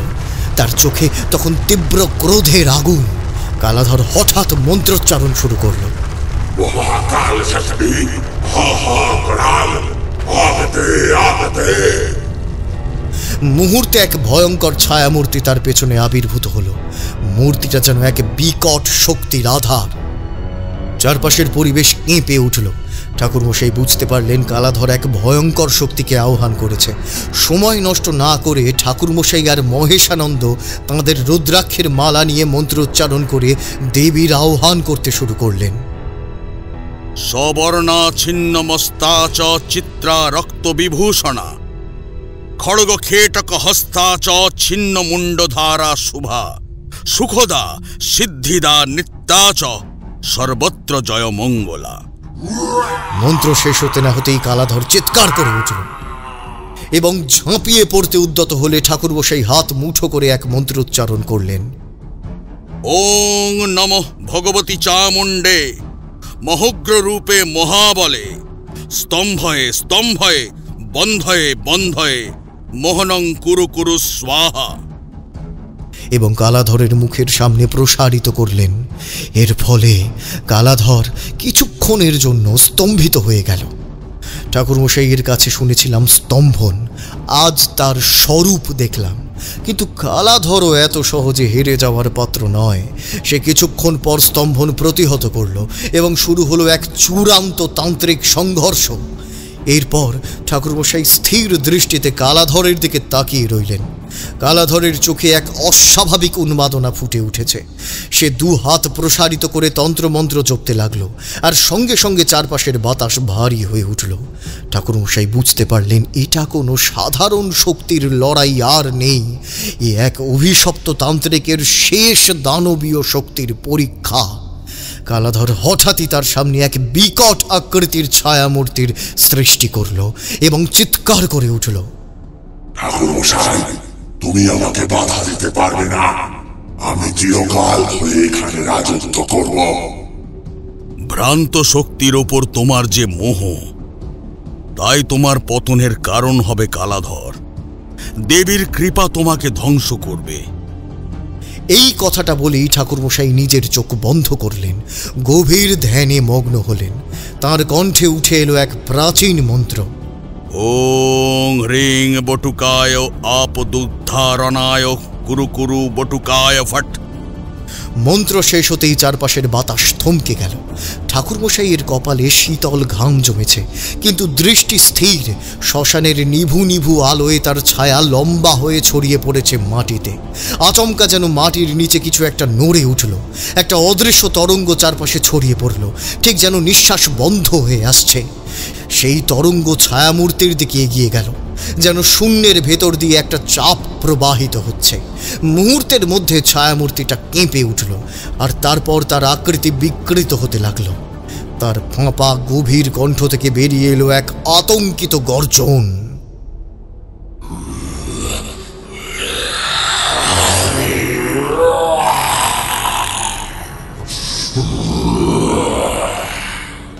কালাধর হঠাৎ কেঁপে উঠল, তার গলার মধ্যে আটকে থাকা একটা নিঃশ্বাস বেরিয়ে এলো। আধখোলা মুখ দিয়ে যেন কিছু বলতে চাইছে, কিন্তু আওয়াজ বেরোচ্ছে না। কিন্তু এত কিছুর পরও সে সহজে হার মানবে না। সে নিজেই এক মন্ত্র উচ্চারণ করল, আর তার হাতের আঙুল কেটে রক্ত দিয়ে এক ভয়ঙ্কর তান্ত্রিক ক্রিয়া শুরু করল। তার কণ্ঠস্বর কম্পমান, তবুও প্রতিশোধ স্পৃহায় পূর্ণ। মুহূর্তের মধ্যেই চারপাশের পরিবেশ কালো ধোঁয়ায় আচ্ছন্ন হয়ে গেল। এই অবস্থায় আমরা নিঃশ্বাস নিতে পারছিলাম না। ঠাকুরমশাই এবার আরও এক ধাপ এগিয়ে গেলেন। তিনি গম্ভীর স্বরে বললেন, দেবীর অনুগ্রহে তন্ত্রের প্রকৃত পথকে অমর রাখার দায়িত্ব আমার। তুমি যে শক্তিকে ভুলভাবে ব্যবহার করতে চাও, সেটি তোমার সর্বনাশ ডেকে আনবে। কথাটা শেষ করি ঠাকুরমশাই দীর্ঘক্ষণ শ্মশানতন্ত্রের এক গোপন মন্ত্র উচ্চারণ করলেন বিড়বিড় করে। ওং হ্রিং কাল ভৈরবায় নমঃ। ওং নক্রু নক্রু মহানক্রু প্রেতানয় প্রেতরূপায় প্রেতাত্নাং আহবামি আহবায় স্বাহা। এরই মধ্যে কালাধর আঘাত হানার চেষ্টা করলে মহেশানন্দ তার স্তম্ভন এবং মারণ প্রক্রিয়ার দ্বারা অদম্য চেষ্টাতে প্রতিহত করেছিল সেই আঘাত। একসময় মন্ত্র জপের সংখ্যা প্রায় শেষ পর্যায়ে এলো, কিন্তু মন্ত্র জপ সম্পূর্ণ শেষ হতে না হতেই কালাধর চিৎকার করে উঠল, কারণ সে অনুভব করল তার শরীরের ভেতরকার সমস্ত শক্তি ধীরে ধীরে শুষে নেওয়া হচ্ছে। তার চোখ বিস্ফারিত হলো, সে লুটিয়ে পড়ল মাটিতে। কালাধরের পতনের সঙ্গে সঙ্গেই বাতাস হালকা হয়ে এলো, অশুভ শক্তির ভার কমে গেল। দূর থেকে শোনা গেল এক নারী কণ্ঠের শান্ত ধ্বনি। মন্দিরের অভিশাপ ধীরে ধীরে মুছে যেতে লাগলো। আমি আর কিশোরী হতভম্ব হয়ে তাকিয়ে রইলাম। কিশোরী বলল, আমরা এতদিন যা জানতাম তা কতটাই না ক্ষুদ্র। প্রকৃত শক্তি কেবল তাদের কাছেই ধরা দেয় যারা তা সত্যিকারের পাওয়ার জন্য যোগ্য। ঠাকুরমশাই মৃদু হাসলেন। শক্তি চিরকাল এক পরীক্ষার বিষয়। এটি কখনোই অন্যায়ের জন্য ব্যবহার করা উচিত নয়। আজ রাতের এই ঘটনা তারই প্রমাণ। এরপর চারজন ধীরে ধীরে মন্দির থেকে বেরিয়ে এলাম। ততক্ষণে আকাশে প্রথম ভোরের আলো ফুটেছে। পূর্ব দিগন্তে রক্তিম আভা ছড়িয়ে পড়েছে। বাতাস ভারী হয়ে আছে রাতের বিভীষিকার স্মৃতিতে, কিন্তু তবু যেন একটা অদ্ভুত প্রশান্তি নেমে এসেছে চারপাশে। মন্দিরের ধ্বংসস্তূপের ভেতর থেকে শোনা যাচ্ছে দুর্বল বাতাসের মৃদু শেষ, যেন অতীতের ছায়া ধীরে ধীরে বিলীন হয়ে যাচ্ছে। ঠাকুরমশাই,